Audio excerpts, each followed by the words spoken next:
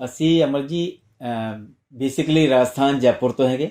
ਉਹ ਵੀ VAT canteen ਵੀ ਚਲਦੀ ਫਿਰਦੀ ਤੰਬੂ ਦੀ ਦੁਕਾਨ ਹੁੰਦੀ ਸੀਗੀ। ਜੀ ਤੰਬੂ ਦੇ ਵਿੱਚ ਹੀ ਚਾਹ ਪਾਣੀ, ਜਿੱਥੇ ਮਿਲਟਰੀ ਨੇ ਜਾਣਾ ਉੱਥੇ ਅਸੀਂ ਪਹੁੰਚ ਜਾਣਾ। 100 ਮੀਲ 200 ਮੀਲ ਦੂਰ ਤੇ ਵੀ ਇੱਕ ਹਲਵਾਈ ਦੀ ਦੁਕਾਨ ਨੂੰ ਜਾਣਦਾ ਹੈ ਤੇ ਮੈਂ ਵੀ ਹਲਵਾਈ ਦੀ ਦੁਕਾਨ ਹੀ ਕਰਾਂਗਾ। ਉਹਨੇ ਮਨ 'ਚ ਨਿਸ਼ਚੈ ਕਰ ਲਿਆ। 1961 ਦੇ ਵਿੱਚ ਦੁਕਾਨ ਲਈ ਕਿਰਾਏ ਤੇ ਜਲੰਧਰ ਕੈਂਟ ਦੇ ਵਿੱਚ। 1962 ਦੇ ਵਿੱਚ ਸ਼ੁਰੂ ਕੀਤੀ।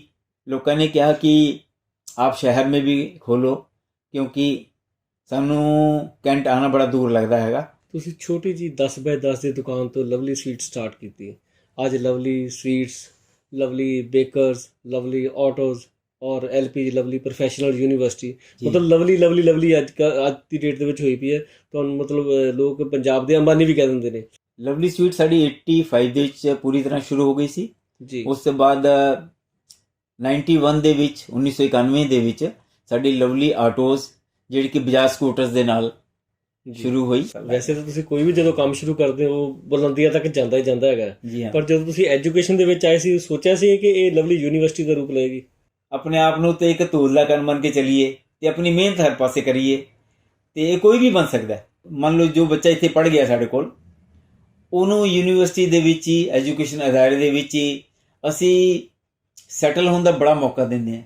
ਤੇ ਕਿਉਂਕਿ ਪੋਲਿਟਿਕਸ ਦੇ ਵਿੱਚ ਜਾਣਾ ਸਾਨੂੰ ਲੋਕਾਂ ਨੇ ਬੜਾ ਕਿਹਾ, ਪਰ ਸਾਡੀ ਪਰਿਵਾਰ ਦੀ ਫਿਲਾਸਫੀ ਨਹੀਂ ਰਹੀ ਕਿ ਪੋਲਿਟਿਕਸ ਵਿੱਚ ਜਾਣਾ ਹੈ।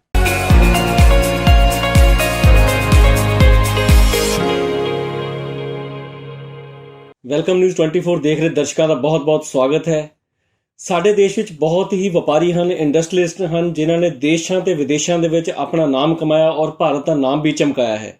ਔਰ ਪੰਜਾਬ ਦੇ ਵਿੱਚ ਵੀ, ਔਰ ਖਾਸ ਤੌਰ ਤੇ ਮੈਂ ਪੰਜਾਬ ਦੇ ਬਜਾਏ ਜਲੰਧਰ ਦੀ ਗੱਲ ਕਰਾਂ, ਜਲੰਧਰ ਦੇ ਵਿੱਚ ਸਾਡੇ ਬਹੁਤ ਹੀ ਉੱਘੇ ਇੰਡਸਟਰੀਲਿਸਟ ਔਰ ਬਹੁਤ ਹੀ ਉੱਘੇ ਕਾਰੋਬਾਰੀਏ, ਜਿਨ੍ਹਾਂ ਦਾ ਨਾਮ ਮੈਨੂੰ ਕੋਈ ਇੰਟਰੋਡਕਸ਼ਨ ਦੇ ਮੁਹਤਾਜ ਨਹੀਂ ਹੈ। ਲਵਲੀ ਗਰੁੱਪ ਦੀ ਮੈਂ ਗੱਲ ਕਰ ਰਿਹਾ ਕਿ ਲਵਲੀ ਗਰੁੱਪਸ ਜਿਨ੍ਹਾਂ ਨੇ ਹਰ ਫੀਲਡ ਦੇ ਵਿੱਚ, ਜਿਸ ਵੀ ਫੀਲਡ ਦੇ ਵਿੱਚ ਗਏ ਨੇ, ਉਹਨਾਂ ਨੇ ਉੱਥੇ ਕਾਮਯਾਬੀਆਂ ਹਾਸਲ ਕੀਤੀਆਂ ਔਰ ਸਾਡੇ ਦੇਸ਼ ਦਾ ਨਾਮ ਚਮਕਾਇਆ, ਜਲੰਧਰ ਦਾ ਨਾਮ ਚਮਕਾਇਆ। ਆਓ ਉਸੇ ਗਰੁੱਪ ਦੇ ਵਿੱਚੋਂ ਸਾਡੇ ਕੋਲ ਨਰੇਸ਼ ਮਿੱਤਲ ਜੀ ਮੌਜੂਦ ਨੇ। ਆਓ ਨਰੇਸ਼ ਮਿੱਤਲ ਜੀ ਦੇ ਨਾਲ ਇੱਕ ਖਾਸ ਮੁਲਾਕਾਤ ਕਰਦੇ ਹਾਂ। ਸਤਿ ਸ਼੍ਰੀ ਅਕਾਲ ਨਰੇਸ਼ ਜੀ। ਸਤਿ ਸ਼੍ਰੀ ਅਕਾਲ ਜੀ। ਨਰੇਸ਼ ਜੀ, ਤੁਹਾਡਾ ਬਹੁਤ-ਬਹੁਤ ਸਵਾਗਤ ਹੈ ਸਾਡੇ ਇੱਥੇ ਸਟੂਡੀਓ ਦੇ ਵਿੱਚ। ਤੁਸੀਂ ਸਾਡੇ ਸਟੂਡੀਓ ਦੇ ਵਿੱਚ ਆਪਣਾ ਟਾਈਮ ਕੱਢ ਕੇ ਆਏ ਸਾਡੇ ਕੋਲ। ਨਰੇਸ਼ ਜੀ, ਸਭ ਤੋਂ ਪਹਿਲਾਂ ਮੈਂ ਸਟਾਰਟ ਕਰਾਂਗਾ ਕਿ ਸਾਨੂੰ ਆਪਣੇ ਪਿਛੋਕੜ ਬਾਰੇ ਦੱਸੋ ਕਿ ਤੁਸੀਂ ਕਿੱਥੋਂ ਹੋ? ਜੀ, ਅਸੀਂ ਅਮਰ ਜੀ ਬੇਸਿਕਲੀ ਰਾਜਸਥਾਨ ਜੈਪੁਰ ਤੋਂ ਹੈਗੇ। ਪਿੰਕ ਸਿਟੀ ਤੋਂ? ਪਿੰਕ ਸਿਟੀ ਤੋਂ, ਬਿਲਕੁਲ ਸਹੀ ਤੁਸੀਂ ਫਰਮਾਇਆ। ਪਿੰਕ ਸਿਟੀ ਸਾਡਾ, ਉਹਦਾ ਇੱਕ ਛੋਟਾ ਜਿਹਾ ਪਿੰਡ ਹੈ, ਉਸ ਤੋਂ 1 ਘੰਟੇ ਦੇ ਰਸਤੇ ਤੇ ਛੋਟਾ ਜਿਹਾ ਪਿੰਡ ਹੈ, ਉਹਦਾ ਨਾਮ ਸੁਜਾਤ ਨਗਰ ਹੈ ਜੀ। ਤੇ ਅਸੀਂ ਆਪਣੇ ਪਿਛੋਕੜ ਦੇ ਵਿੱਚ ਹਰ ਥਾਂ ਤੇ ਲਿਖ ਕੇ ਲਾਇਆ ਹੋਇਆ ਕਿ ਅਸੀਂ ਆਪਣਾ ਪਿਛੋਕੜ ਨਾ ਭੁੱਲੀਏ, ਨਾ ਹਮੇਸ਼ਾ ਯਾਦ ਰਵੇ। ਤੇ ਚਾਹੇ ਲਵਲੀ ਸਵੀਟ ਚਲੇ ਜਾਓ ਤੁਸੀਂ ਜੀ, ਚਾਹੇ ਯੂਨੀਵਰਸਿਟੀ ਚਲੇ ਜਾਓ, ਚਾਹੇ ਲਵਲੀ ਆਟੋ ਚਲੇ ਜਾਓ, ਅਸੀਂ ਆਪਣਾ ਇੱਕ ਬੈਕਗਰਾਊਂਡ ਦੇ ਵਿੱਚ ਪਿਛੋਕੜ ਪੂਰੀ ਛੋਟੀ ਜਿਹੀ ਸਟੋਰੀ ਲਿਖ ਕੇ ਲਾਈ ਹੋਈ ਹੈ, ਤਾਂ ਕਿ ਹਰ ਇੱਕ ਵਾਸਤੇ ਇੱਕ ਮੋਟੀਵੇਸ਼ਨ ਵੀ ਬਣੇ, ਹਰ ਇੱਕ ਨੂੰ ਪਤਾ ਹੋਵੇ ਕਿ ਅਸੀਂ ਪਿੱਛੋਂ ਕਿੱਥੋਂ ਆਏ ਹਾਂ ਤੇ ਕਿਸ ਤਰੀਕੇ ਨਾਲ ਲੋਕਾਂ ਦੇ ਪਿਆਰ ਨਾਲ, ਉਹਨਾਂ ਦੇ ਪਿਆਰ ਦੇ ਸਦਕੇ ਨਾਲ, ਤੇ ਜਿਨ੍ਹਾਂ ਲੋਕੀ ਸਾਨੂੰ ਆਦਰ ਮਾਣ ਸਤਿਕਾਰ ਮੁਹੱਬਤ ਕਰਦੇ ਹਨ, ਬਹੁਤ ਪਿਆਰ ਕਰਦੇ ਜੀ ਲੋਕ, ਬਹੁਤ ਪਿਆਰ ਕਰਦੇ, ਸਭ ਤੁਹਾਡੇ ਪਿਆਰ ਦਾ ਸਦਕਾ ਹੈ। ਤੇ ਉਸ ਸਦਕੇ ਪਿੱਛੋਂ ਅਸੀਂ ਆਪਣੀ ਜੜ੍ਹਾਂ ਨੂੰ ਹਮੇਸ਼ਾ ਯਾਦ ਰੱਖੀਦਾ ਹੈ। ਤੇ ਉਹ ਪਿੰਕ ਸਿਟੀ, ਜਿਸ ਤਰ੍ਹਾਂ ਤੁਸੀਂ ਕਹਿ ਰਹੇ ਹੋ, ਅਸੀਂ ਪਿਛੋਕੜ ਜੈਪੁਰ ਤੋਂ ਹਾਂ। ਜੈਪੁਰ ਦਾ ਇੱਕ ਪਿੰਡ, ਉਹਦੀ ਅੱਜ ਵੀ ਆਬਾਦੀ ਦੇਖੋ ਤੇ 300 ਹੈ। ਹਰ ਸਾਲ ਅਸੀਂ ਉੱਥੇ ਉਹਨਾਂ ਲੋਕਾਂ ਨੂੰ ਮਿਲਣ ਜਾਈਦਾ ਹੈ। ਸਾਡੇ ਸਕੂਲ ਚੱਲਦੇ, ਜੀ ਹਾਂ ਜੀ, ਸਾਡੇ ਉੱਥੇ ਸਕੂਲ ਪਾਠਸ਼ਾਲਾ ਚੱਲਦੀਆਂ ਹਨ। ਤੇ ਹੋਰ ਸਾਲ ਦੇ ਵਿੱਚ ਸਰਦੀ ਗਰਮੀ ਉਹਦੇ 'ਚ ਅਸੀਂ ਉਹਨਾਂ ਦੇ ਤਿਉਹਾਰਾਂ ਦੇ ਵਿੱਚ ਸ਼ਾਮਿਲ ਹੋ ਕੇ ਉਹਨਾਂ ਨਾਲ ਰੂਬਰੂ ਹੋ ਕੇ ਸਾਂਝ ਰੱਖੀ ਹੋਈ ਹੈ ਜੀ। ਬਹੁਤ ਹੀ ਡਾਊਨ ਟੂ ਅਰਥ ਨੇ ਮਿੱਤਲ ਜਿਹੜਾ ਪਰਿਵਾਰ ਹੈ ਸਾਰਾ ਹੀ। ਔਰ ਹੁਣ ਮੈਂ ਜਾਣਨਾ ਚਾਹੁੰਦਾ ਕਿ ਇਹ ਲਵਲੀ ਗਰੁੱਪ ਦੀ ਸ਼ੁਰੂਆਤ ਕਿਸ ਤਰ੍ਹਾਂ ਹੋਈ, ਇਹ ਲਵਲੀ ਸਵੀਟਸ, ਇਹਦੇ ਬਾਰੇ ਸਾਨੂੰ ਸਟੋਰੀ ਦੱਸੋ ਕਿ ਇਹਦੇ ਪਿੱਛੇ ਕੀ ਹੈ। ਸਾਡੀ ਇਹ ਸਟੋਰੀ, ਜੋ ਤੁਸੀਂ ਸਵਾਲ ਰੱਖਿਆ, ਬੜਾ ਇੰਟਰਸਟਿੰਗ ਹੈ। ਤੇ ਬਹੁਤ ਘੱਟ ਲੋਕੀ ਜਾਣਦੇ ਕਿ ਲੋਕਾਂ ਨੂੰ ਇੱਕ ਕਾਮਯਾਬੀ ਨਜ਼ਰ ਆਉਂਦੀ ਹੈ, ਲੇਕਿਨ ਉਹਦੇ ਪਿੱਛੇ ਕੀਤਾ ਸਾਰਾ ਸੰਘਰਸ਼ ਹੈ ਜਿਹੜਾ, ਉਹ ਕੋਈ ਜਾਣਦਾ ਹੈ, ਛੁਪਿਆ ਹੁੰਦਾ, ਕਿਸੇ ਨੂੰ ਛੁਪਿਆ ਹੁੰਦਾ ਹੈਗਾ। ਤੇ ਉਹਦੇ ਵਿੱਚ ਜਿਸ ਤਰ੍ਹਾਂ ਇੱਕ ਹੀਰਾ ਹੈ, ਉਹਦੀ ਪਰਖ ਜਿਹੜੀ ਹੈ ਇੱਕ ਪਾਰਖੀ ਸੁਨਾਰ ਹੀ ਕਰ ਸਕਦਾ ਹੈ। ਉਸੇ ਤਰੀਕੇ ਨਾਲ ਅਸੀਂ ਆਪਣੇ ਵਾਹਿਗੁਰੂ ਦੀ ਕਿਰਪਾ ਨਾਲ, ਬਜ਼ੁਰਗਾਂ ਦਾ ਆਸ਼ੀਰਵਾਦ ਨਾਲ, ਜਿਸ ਤਰੀਕੇ ਨਾਲ ਅਸੀਂ ਹੌਲੀ ਹੌਲੀ ਇੱਕ ਮੁਕਾਮ ਤੱਕ ਪਹੁੰਚੇ ਹਾਂ, ਉਹਦੇ ਪਿੱਛੇ ਬਹੁਤ ਸਾਰੀਆਂ ਪੇਨਸ, ਸੋਰੋਜ਼ ਉਹਦੇ ਸਭ ਨਿਕਲ ਕੇ ਇੱਕ ਹੀਰੇ ਦੀ ਤਰ੍ਹਾਂ ਤੁਹਾਡੇ ਸਾਹਮਣੇ ਪੇਸ਼ ਹੋਏ ਹੈ। ਤੇ ਉਸ ਰੱਬ ਦੀ ਬਖਸ਼ਿਸ਼ ਹੈ, ਵਾਹਿਗੁਰੂ ਦੀ ਬਖਸ਼ਿਸ਼ ਹੈ, ਉਹਦੀ ਮਿਹਰ ਹੈ ਜੋ ਉਹਨੇ ਜੋ ਸਾਡੀ ਡਿਊਟੀ ਆਹਿਸਤਾ ਆਹਿਸਤਾ ਪਰਖ ਕੇ ਸਾਨੂੰ ਦਿੱਤੀ ਹੈ, ਉਸ ਵਿੱਚ ਅਸੀਂ ਕਾਮਯਾਬ ਹੋ ਸਕੀਏ। ਤੇ ਪਿਛੋਕੜ ਸਾਡਾ ਤੁਹਾਨੂੰ ਦੱਸਿਆ। ਉਸ ਤੋਂ ਬਾਅਦ ਜਿਹੜੀ ਸੰਘਰਸ਼ ਦੀ ਸਾਡੀ ਕਹਾਣੀ ਹੈ ਜੀ, ਉਹਦੇ ਵਿੱਚ ਸਾਡੇ ਜਿਹੜੇ ਬਜ਼ੁਰਗ ਸਾਡੇ ਪਿਤਾ ਜੀ ਸੀਗੇ ਤੇ ਉਹਨਾਂ ਦੇ ਅੱਗੇ ਪਿਤਾ ਜੀ ਵੀ, ਉਹ ਮਿਲਟਰੀ ਦੀ ਵੈਟ ਕੰਟੀਨਾ ਚਲਾਇਆ ਕਰਦੇ ਸੀਗੇ। ਜਿਸ ਤਰ੍ਹਾਂ ਅੱਜ ਕੋਰਟ ਕਚਹਿਰੀਆਂ 'ਚ ਚੱਲ ਜਾਓ, ਕਿਤੇ ਹੋਰ ਚੱਲ ਜਾਓ, ਉੱਥੇ ਚਾਹ ਪਾਣੀ ਦੀ ਕੰਟੀਨਾਂ ਹੁੰਦੀਆਂ, ਉਸ ਲੈਵਲ ਦੀਆਂ ਕੰਟੀਨਾਂ ਮਿਲਟਰੀ ਦੀਆਂ ਹੋਇਆ ਕਰਦੀ ਸੀਗੀਆਂ, ਜਿਹਦੇ ਵਿੱਚ ਜਵਾਨਾਂ ਦੀ ਤਾਦਾਦ ਜਿਹੜੀ ਨਫਰੀ ਹੈ ਉਹ 300 ਤੋਂ ਲੈ ਕੇ 700 ਤੱਕ ਬਦਲਦੀ ਰਹਿੰਦੀ ਸੀ। ਉਹਨਾਂ ਨੂੰ ਚਾਹ ਪਾਣੀ ਮੁਹੱਈਆ ਕਰਾਉਣਾ, ਉਹ ਸਾਡੇ ਪਿਛੋਕੜ ਤੇ ਸਾਡੀ ਇੱਕ ਸੰਘਰਸ਼ ਦੀ ਕਥਾ ਸਾਡੇ ਪਿਤਾ ਜੀ ਨੇ ਤੋਂ ਸ਼ੁਰੂਆਤ ਕੀਤੀ। ਮਤਲਬ ਕੈਰੀਅਰ ਸਟਾਰਟ ਕੀਤਾ ਉਹ ਵੈਟ ਕੰਟੀਨ ਤੋਂ, ਤੇ ਇਹ ਲਵਲੀ ਸਵੀਟਸ ਕਿੱਦਾਂ ਬਦਲਿਆ? ਉਹ ਵੀ ਵੈਟ ਕੰਟੀਨ ਵੀ ਚਲਦੀ ਫਿਰਦੀ ਤੰਬੂ ਦੀ ਦੁਕਾਨ ਹੁੰਦੀ ਸੀਗੀ। ਤੰਬੂ ਦੇ ਵਿੱਚ ਹੀ ਚਾਹ ਪਾਣੀ, ਜਿੱਥੇ ਮਿਲਟਰੀ ਨੇ ਜਾਣਾ ਉੱਥੇ ਅਸੀਂ ਪਹੁੰਚ ਜਾਣਾ, ਤੇ ਉੱਥੇ ਮਿਲਟਰੀ ਦੇ ਨਾਲ ਜਿਹੜੇ ਆਫਿਸਰ ਸੀਗੇ ਉਹ ਸਾਡੀ ਸੇਵਾਵਾਂ ਤੋਂ ਖੁਸ਼ ਸੀਗੇ, ਤੇ ਉਹਨਾਂ ਨੇ ਜਿੱਥੇ ਵੀ ਲੱਗੇ, ਨਹੀਂ ਜੀ ਆਪ ਹੀ ਕੰਮ ਹਮਾਰੇ ਸਾਥ ਚਲੋਗੇ, ਹਮਾਰੇ ਸਾਥ ਕੰਮ ਕਰੋਗੇ। ਅਸੀਂ ਉਹਨਾਂ ਦਾ ਕਹਿਣਾ ਨਹੀਂ ਕਦੀ, ਉਹ ਨਾਲ ਚੱਲਦੇ ਰਹੇ ਉਹਨਾਂ ਨੇ, ਤੇ ਉਹਨਾਂ ਦਾ ਪ੍ਰੇਮ ਭਰਾ ਰਵੱਈਆ ਉਹ ਸਾਨੂੰ ਅੱਗੇ ਮੋਟੀਵੇਟ ਕਰਦਾ ਰਿਹਾ, ਅਸੀਂ ਚੱਲਦੇ ਰਹੇ। ਤੇ ਸਾਡੀ ਕਹਾਣੀ ਦੀ ਸ਼ੁਰੂਆਤ ਉਹ ਤੰਬੂ ਵਾਲੀ, ਚਾਹ ਵਾਲੀ, ਪਾਣੀ ਵਾਲੀ ਕੰਟੀਨਾਂ ਤੋਂ ਸ਼ੁਰੂ ਹੋ ਕੇ ਫਿਰ ਹੌਲੀ ਹੌਲੀ ਇੱਕ ਆਫਿਸਰ ਹੁੰਦੇ ਸੀਗੇ ਜੋ ਬਾਅਦ 'ਚ ਜਰਨਲ ਵੀ ਬਣ ਗਏ ਸੀਗੇ। ਉਹਨਾਂ ਨੇ ਸਾਡੇ ਪਿਤਾ ਜੀ ਨੂੰ पाकिस्तान भेजना कि लाला जी आप हमारे लिए वहाँ से 2 किलो पाकिस्तान से लाहौर में दुकान खुलती है 12 से 2, वहाँ से जाके मिठाई लेकर आओ। ਲਾਹੌਰ ਤੇ ਦੁਕਾਨ ਖੁੱਲਦੀ ਸੀਗੀ? ਜੀ ਹਾਂ। ਓਕੇ, ਇਹ ਤੁਸੀਂ ਆਜ਼ਾਦੀ ਤੋਂ ਪਹਿਲਾਂ ਦੀ ਗੱਲ ਕਰ ਰਹੇ ਹੋ? ਆਜ਼ਾਦੀ ਤੋਂ ਪਹਿਲਾਂ ਦੀ ਗੱਲਾਂ ਕਰ ਰਹੇ ਹਾਂ। ਜੀ ਹਾਂਜੀ। ਤੇ ਉਹਨਾਂ ਨੂੰ ਉਹ ਲੈ ਕੇ ਆਉਂਦੇ ਸੀਗੇ ਤੇ ਅਫਸਰ ਵੀ ਖੁਸ਼ ਰਹਿੰਦੇ ਸੀਗੇ। ਤੇ ਸਾਡੇ ਪਿਤਾ ਜੀ ਦੇ ਮਨ 'ਚ ਆਇਆ ਕਿ ਸਾਡੀ ਜਿਹੜੀ ਹੈਗੀ ਉਹ ਕਦੀ ਵੀ ਮਤਲਬ ਪਹਿਚਾਣ ਜਿਹੜੀ ਹੈ ਬਹੁਤ ਵੱਡੀ ਨਿਖਰ ਕੇ ਨਹੀਂ ਆ ਸਕਦੀ। ਇੱਕ ਇੰਨਾ ਵੱਡਾ ਅਫਸਰ ਉਹ ਸਾਡੇ ਤੋਂ 100 ਮੀਲ 200 ਮੀਲ ਦੂਰ ਤੇ ਵੀ ਇੱਕ ਹਲਵਾਈ ਦੀ ਦੁਕਾਨ ਨੂੰ ਜਾਣਦਾ ਹੈ, ਤੇ ਮੈਂ ਵੀ ਹਲਵਾਈ ਦੀ ਦੁਕਾਨ ਹੀ ਕਰਾਂਗਾ। ਉਹਨੇ ਮਨ 'ਚ ਨਿਸ਼ਚੈ ਕਰ ਲਿਆ। ਅੱਛਾ, ਉਦੋਂ ਉਹਨਾਂ ਦੇ ਮਾਈਂਡ ਦੇ ਵਿੱਚ ਇੱਕ ਚੀਜ਼ ਨਿਸ਼ਚੈ ਕਰ ਲਿਆ ਕਿ ਮੈਂ ਵੀ ਹਲਵਾਈ ਦੀ ਦੁਕਾਨ ਹੀ ਕਰਨੀ ਹੈ। ਜੀ। ਤੇ ਬੀਜ ਲੱਗ ਗਿਆ ਉੱਥੇ? ਹਾਂਜੀ, ਬੀਜ ਉੱਥੋਂ ਉਹਨਾਂ ਦੇ ਜਿਹੜੇ ਹੈਗੇ ਮਨ ਦੇ ਵਿੱਚ ਇੱਕ ਬੀਜ ਪ੍ਰਫੁੱਲਿਤ ਹੋ ਗਿਆ, ਅੰਕੁਰਿਤ ਹੋ ਗਿਆ ਕਿ ਮੈਂ ਮਿਠਾਈ ਦੀ ਦੁਕਾਨ ਕਰਨੀ ਹੈ। ਸਾਡੇ ਜਿਹੜੇ ਬਜ਼ੁਰਗ ਸੀਗੇ, ਤਾऊ, ਚਾਚੇ, बाबे, उन्होंने क्या कि आपका जद्दी पुश्ती काम ये है तो आप इस काम को छोड़ के नहीं करो, पर मन बलवान है, मन के हारे हार है तो मन के जीते जीत। उन्होंने दृढ़ निश्चय कर लिया कि मैं तो करनी है जी। 1961 ਦੇ ਵਿੱਚ ਦੁਕਾਨ ਲਈ ਕਿਰਾਏ ਤੇ ਜਲੰਧਰ ਕੈਂਟ ਦੇ ਵਿੱਚ 1962 ਦੇ ਵਿੱਚ ਸ਼ੁਰੂ ਕੀਤੀ।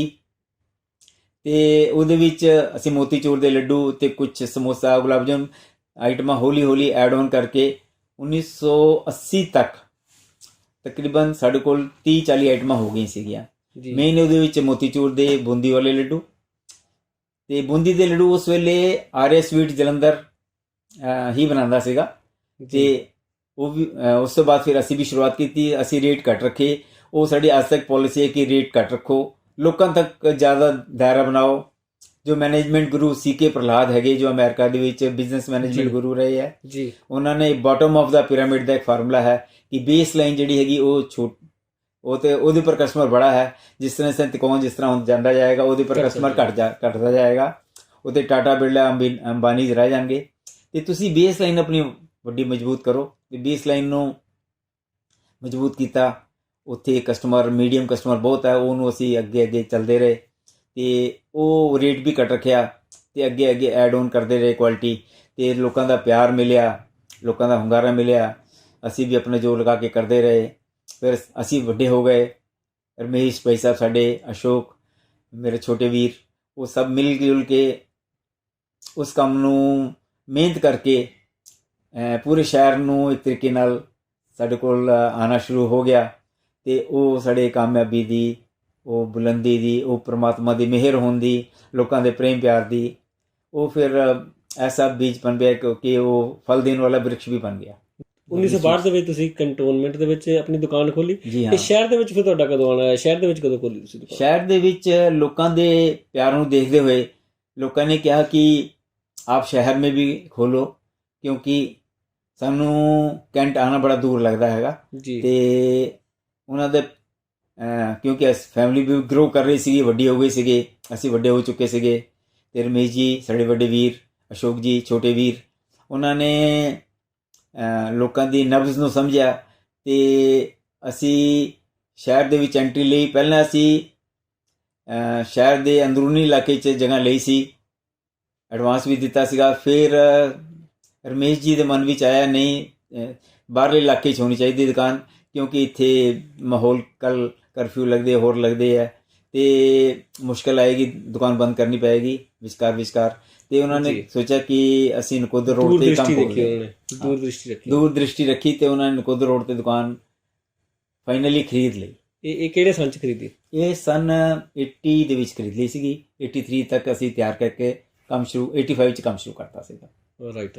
ਫਿਰ ਤੁਹਾਡਾ ਮੇਨ ਜਿਹੜਾ ਕੰਮ ਹੈ ਇੱਥੇ ਹੀ ਚੱਲਿਆ। ਹਾਂਜੀ। ਇੱਕ ਮੈਂ ਸਭ ਤੋਂ ਪਹਿਲਾਂ ਤੁਹਾਨੂੰ ਪੁੱਛਣਾ ਚਾਹਾਂਗਾ ਕਿ ਤੁਹਾਡੇ ਮੋਤੀ ਚੂਰ ਦੇ ਲੱਡੂ ਜਿਹੜੇ ਸੀਗੇ ਬਹੁਤ ਜ਼ਿਆਦਾ ਮਸ਼ਹੂਰ ਸੀ। ਜੀ ਹਾਂ। ਇਹਦੀ ਰੈਸਪੀ ਦੱਸੋ, ਇਹ 'ਚ ਇਹੋ ਜਿਹੀ ਕਿਹੜੀ ਚੀਜ਼ ਪਾਉਂਦੇ ਸੀ, ਕਿਹੜੀ ਮਿਠਾਸ ਪਾਉਂਦੇ ਸੀ ਕਿ ਦੂਰੋਂ ਲੋਕ ਜਿਹੜੇ, ਮਤਲਬ ਮੋਤੀ ਚੂਰ ਦੇ ਲੱਡੂ ਦਾ ਮਤਲਬ ਲਵਲੀ ਸਵੀਟਸ ਦੇ ਲੱਡੂ। ਜੇ ਕੋਈ ਵਿਆਹ ਸ਼ਾਦੀ ਆਉਣਾ ਤਾਂ ਮਤਲਬ ਹੋਣਾ ਕਿ ਕਿੱਥੋਂ ਮਠਿਆਈ ਲੈਣੀ ਹੈਗੀ, ਲਵਲੀ ਸਵੀਟਸ ਤੋਂ ਜਾਣਾ, ਮਤਲਬ ਕੋਈ ਕੁਐਸਚਨ ਨਹੀਂ ਹੁੰਦਾ ਸੀ, ਪਤਾ ਹੀ ਹੁੰਦਾ ਸੀ ਕਿ 100 ਡੱਬਾ ਚਾਹੀਦਾ ਤਾਂ ਇੱਥੋਂ ਜਾ ਕੇ ਲੈਣਾ। ਉਹ ਲੱਡੂਆਂ ਦੇ ਵਿੱਚ ਇਹੋ ਜਿਹੀ ਕਿਹੜੀ ਚੀਜ਼ ਪਾਉਂਦੇ ਸੀ ਕਿ ਉਹ ਲੱਡੂ ਅੱਜ ਤੱਕ ਲੋਕਾਂ ਦੇ ਮੂੰਹ ਦੇ ਵਿੱਚ ਸਵਾਦ ਦੇ ਵਿੱਚ ਪੜੇ ਹੋਏ ਨੇ?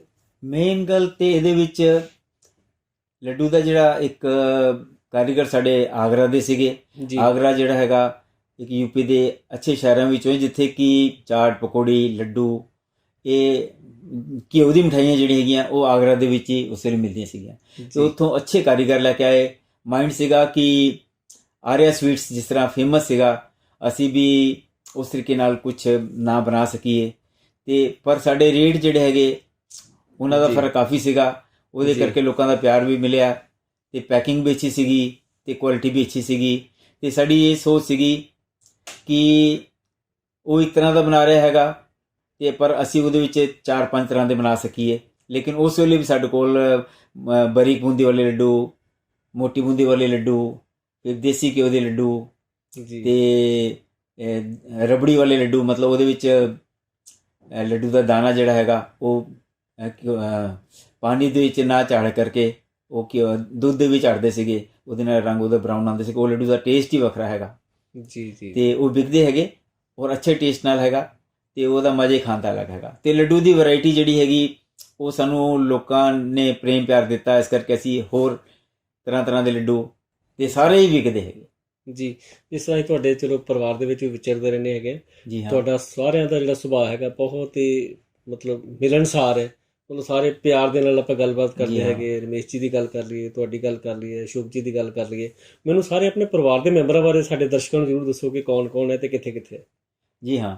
ਸਾਡੇ ਪਿਤਾ ਜੀ ਤੋਂ ਬਾਅਦ ਅਸੀਂ 3 ਭਰਾ। ਸਭ ਤੋਂ ਵੱਡੇ ਰਮੇਸ਼ ਜੀ ਜੋ ਕਿ ਪਬਲਿਕ ਫਿਗਰ ਹੈਗੇ ਤੇ ਉਹਨਾਂ ਕੋਲ ਕੋਈ ਵੀ ਚਲੇ ਜਾਵੇ ਜੀ, ਉਹਨਾਂ ਦਾ ਕੰਮ ਸੰਵਾਰ ਕੇ ਭੇਜਣਾ ਹੈ। ਬਿਲਕੁਲ ਠੀਕ ਹੈ ਜੀ। ਤੇ ਉਹਨਾਂ ਦਾ ਜਿਹੜਾ ਦਿਲ ਹੈਗਾ ਉਹ, ਸਾਡੇ ਪਿਤਾ ਜੀ ਕਿਹਾ ਕਰਦੇ ਸੀਗੇ, ਰਮੇਸ਼ ਤੂੰ ਦਾਨਵੀਰ ਕਰਨ ਹੈ, ਤੂੰ ਰਾਜਾ ਹਰੀਸ਼ ਚੰਦਰ की तरह सच्ची बोलने वाला है।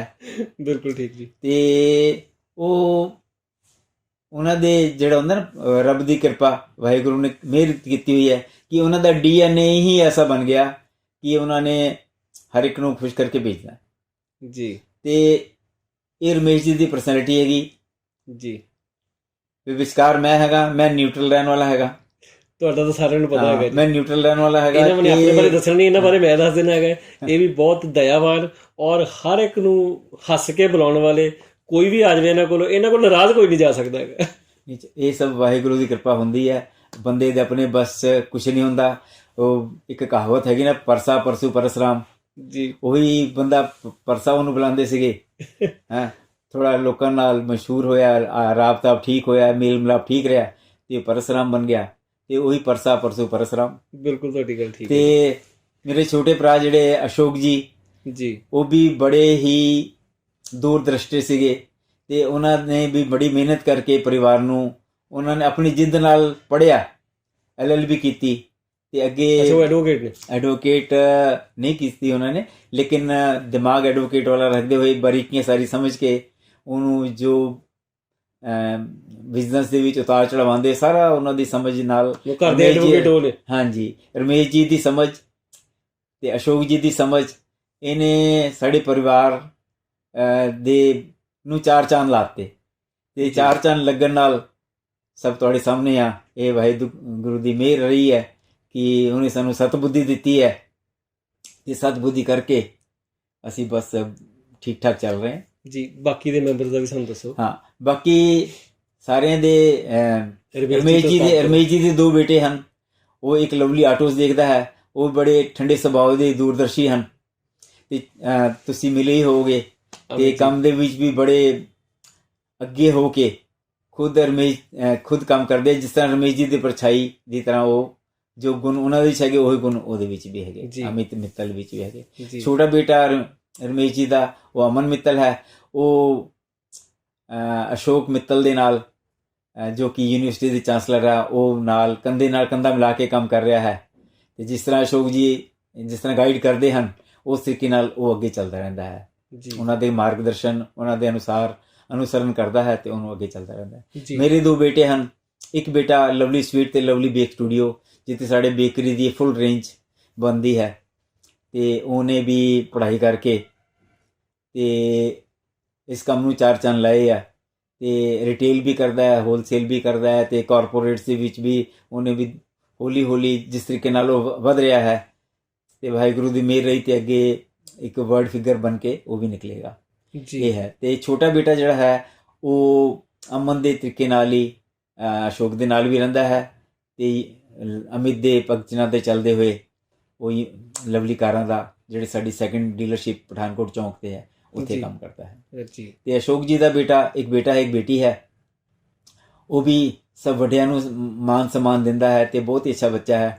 ਤੇ ਬੇਟਾ ਜਿਹੜਾ ਹੈ ਉਹ ਵੀ ਆਪਣੇ ਅਸ਼ੋਕ ਜੀ ਨਾਲ ਤੇ ਪੂਰੇ ਪਰਿਵਾਰ ਨਾਲ ਮਿਲ ਕੇ ਉਹ ਵੀ ਚਾਰ ਚੰਨ ਲਗਾ ਰਿਹਾ ਹੈ ਕੰਮ ਨੂੰ ਜੀ। ਬੇਟੀ ਨੇ ਆਪਣੇ ਘਰ ਚੱਲ ਜਾਣਾ ਜੀ। ਬਹੁਤ ਹੀ ਅੱਛਾ ਪਰਿਵਾਰ ਹੈ ਔਰ ਸਾਰਿਆਂ ਨੂੰ ਪਿਆਰ ਕਰਨਾ ਔਰ ਸਾਰਿਆਂ ਨੂੰ ਸਤਿਕਾਰ ਦੇਣ ਵਾਲਾ ਹੈ। ਔਰ ਮੈਨੂੰ ਜਿੱਥੇ ਤੱਕ ਪਤਾ ਇਹਨਾਂ ਨੇ ਆਪਣੇ ਫਾਦਰ ਸਾਹਿਬ ਦੇ ਸਤਿਕਾਰਯੋਗ ਸਾਡੇ ਬਲਦੇਵ ਮਿੱਤਲ ਜੀ, ਉਹਨਾਂ ਦੇ ਸਤਿਕਾਰ ਦੇ ਵਿੱਚ ਸ਼ਾਇਦ ਤੁਸੀਂ ਸਮਾਧੀ ਵੀ ਬਣਾਈ ਹੋਈ ਹੈ। ਉਹ ਕਿੱਥੇ ਬਣਾਈ ਹੋਈ ਹੈ? ਹਾਂਜੀ, ਸਾਡੇ ਸਾਰੇ ਪਰਿਵਾਰ ਦਾ ਮਨ ਇਹ ਸੀਗਾ ਕਿ ਉਹ ਸਮਾਧੀ ਯੂਨੀਵਰਸਿਟੀ ਦੇ ਅੰਦਰ ਬਣਾਈ ਹੈ, ਮਾਤਾ ਜੀ ਦੀ, ਪਿਤਾ ਜੀ ਦੀ ਜੀ। ਹਾਂ, ਦੋਨਾਂ ਦੀ, ਕਿ ਅਸੀਂ ਨਮਨ ਕਰਕੇ ਅੱਗੇ ਆਪਣਾ ਕੰਮ ਸ਼ੁਰੂ ਕਰੀਏ। ਅਸੀਂ ਕਿਤੇ ਵੀ ਬਾਹਰ ਜਾਣਾ ਹੋਵੇ ਤਾਂ ਉਹਨਾਂ ਨੂੰ ਨਮਨ ਕਰਕੇ, ਉਹਨਾਂ ਦੀ ਪ੍ਰਾਰਥਨਾ ਪੂਜਾ ਕਰਕੇ ਅੱਗੇ ਆਸ਼ੀਰਵਾਦ ਲੈ ਕੇ ਤੇ ਕੰਮ ਲਈ ਜਾਣਾ ਹੋਵੇ ਜਾਂ ਦੇਸ਼ ਵਿਦੇਸ਼ ਕਿਤੇ ਵੀ ਜਾਣਾ ਹੋਵੇ ਉਹਨਾਂ ਨੂੰ ਨਮਨ ਕਰਕੇ ਅੱਗੇ ਚੱਲਦੇ। ਘਰ ਦੇ ਵਿੱਚ ਵੀ ਅਸੀਂ ਇੱਕ ਆਪਣਾ ਟੈਂਪਲ ਬਣਾਇਆ ਹੋਇਆ ਹੈ ਤੇ ਹਰ ਥਾਂ ਅਸੀਂ ਇੱਕ ਬਜ਼ੁਰਗਾਂ ਦਾ, ਪੂਰਵਜਾਂ ਦਾ, ਸਾਡੇ ਪਿੱਤਰ ਜੀ ਮਹਾਰਾਜ, ਉਹਨਾਂ ਦਾ ਆਸ਼ੀਰਵਾਦ ਲੈ ਕੇ ਤੇ ਗੁਰੂਆਂ ਮਹਾਰਾਜਾਂ ਦਾ ਆਸ਼ੀਰਵਾਦ ਲੈ ਕੇ ਫਿਰ ਅੱਗੇ ਕੰਮ ਸ਼ੁਰੂ ਕਰੀਦਾ ਤੇ ਇਹ ਉਹਨਾਂ ਦੀ ਆਸ਼ੀਰਵਾਦ, ਉਹਨਾਂ ਦੀ ਬਖਸ਼ੀਸ਼ ਹਰ ਵੇਲੇ ਸਾਡੇ ਉੱਪਰ ਇਸ ਤਰ੍ਹਾਂ ਰਹਿੰਦੀ ਹੈ ਜਿਹਦੇ ਸਦਕੇ ਅਸੀਂ ਕੋਈ ਵੀ ਮੁਸ਼ਕਿਲ ਆਵੇ ਉਹ ਟਲ ਜਾਂਦੀ ਹੈ ਜੀ। ਤੁਸੀਂ ਛੋਟੀ ਜੀ 10 ਬਾਏ 10 ਦੀ ਦੁਕਾਨ ਤੋਂ ਲਵਲੀ ਸਵੀਟ ਸਟਾਰਟ ਕੀਤੀ। ਅੱਜ Lovely sweets, Lovely bakers, Lovely autos ਔਰ LPG ਲਵਲੀ ਪ੍ਰੋਫੈਸ਼ਨਲ ਯੂਨੀਵਰਸਿਟੀ, ਮਤਲਬ ਲਵਲੀ ਅੱਜ ਦੀ ਡੇਟ ਦੇ ਵਿੱਚ ਹੋਈ ਪਈ ਹੈ। ਤੁਹਾਨੂੰ ਮਤਲਬ ਲੋਕ ਪੰਜਾਬ ਦੇ ਅੰਬਾਨੀ ਵੀ ਕਹਿ ਦਿੰਦੇ ਨੇ ਕਿ ਪੰਜਾਬ ਦੇ ਅੰਬਾਨੀ ਹੋ ਤੁਸੀਂ, ਇੰਨਾ ਹਰ ਚੀਜ਼ ਦੇ ਵਿੱਚ ਤੁਸੀਂ ਅੱਗੇ ਤੱਕ ਨਿਕਲ ਰਹੇ ਹੋ। ਇਹਨਾਂ ਅੱਗੇ ਨਿਕਲਣ ਦੇ ਬਾਵਜੂਦ ਕਦੀ ਤੁਹਾਨੂੰ ਅੱਜ ਤੱਕ ਅਸੀਂ ਕਿਤੇ ਨਹੀਂ ਦੇਖਿਆ ਕਿ ਕਸਟਮਰ ਡਿਸਸੈਟਿਸਫੈਕਸ਼ਨ ਦੀ ਕੋਈ ਨਿਊਜ਼ ਤੁਹਾਡੇ ਪ੍ਰਤੀ ਆਈ ਹੋਵੇ। ਇਹੋ ਜਿਹੀ ਕਿਹੜੀ ਚੀਜ਼ ਤੁਸੀਂ ਕਰਦੇ ਹੋ ਕਿ ਅੱਜ ਤੱਕ ਤੁਹਾਡੇ ਸਾਰੇ ਜਿਹੜੇ ਕਸਟਮਰ ਨੇ ਸੈਟਿਸਫਾਈਡ ਨੇ, ਚਾਹੇ ਉਹ ਲਵਲੀ ਸਵੀਟਸ ਦੇ ਹੋਣ, ਚਾਹੇ ਲਵਲੀ ਬੇਕਰਸ ਹੋਣ ਤੇ ਚਾਹੇ ਲਵਲੀ ਆਟੋ ਤੇ ਚਾਹੇ LPG ਤੋਂ ਹੋਵੇ? ਇਹਦੇ ਪਿੱਛੇ ਕੀ ਰੀਜ਼ਨਸ ਹੈ ਕਿ ਇੰਨਾ ਕਸਟਮਰ ਸੈਟਿਸਫਾਈਡ ਹੈ ਤੁਹਾਡਾ? ਕਈ ਚੀਜ਼ਾਂ ਹੈ ਜੀ ਇਹਦੇ ਵਿੱਚ। ਇੱਕ ਤਾਂ ਆਪਣਾ ਪੇਸ਼ੈਂਸ ਲੈਵਲ, ਜਿਹਨੂੰ ਸਹਿਨ ਸ਼ਕਤੀ ਕਹੀਏ, ਕਿ ਉਹ ਬੜਾ ਕੰਮ ਕਰਦਾ ਹੈ ਜੀ। ਵੀ ਤੁਸੀਂ ਦੂਸਰੇ ਦੀ ਗੱਲ ਸੁਣ ਲੈਂਦੇ ਹੋ, ਕੋਈ ਵੀ ਕਿਸੇ ਦਾ ਚਾਹੇ ਉਹ ਗਾਹਕ ਹੈ, ਜੀ ਚਾਹੇ ਉਹ ਤੁਹਾਡਾ ਮੈਨੇਜਮੈਂਟ ਦਾ ਆਫਿਸਰ ਹੈ, ਤੁਹਾਡੇ ਮੈਨੇਜਮੈਂਟ ਦਾ, ਸਾਡੇ ਮੈਨੇਜਮੈਂਟ ਦਾ EMPLOYEE ਹੈ, ਛੋਟੇ ਤੋਂ ਲੈ ਕੇ ਵੱਡੇ ਤੱਕ ਦੀ ਗੱਲ ਸੁਣ ਲੈਂਦੇ ਤੇ ਉਹਦੇ ਵਿੱਚ ਹੱਲ ਛਿਪਿਆ ਹੁੰਦਾ ਹੈ।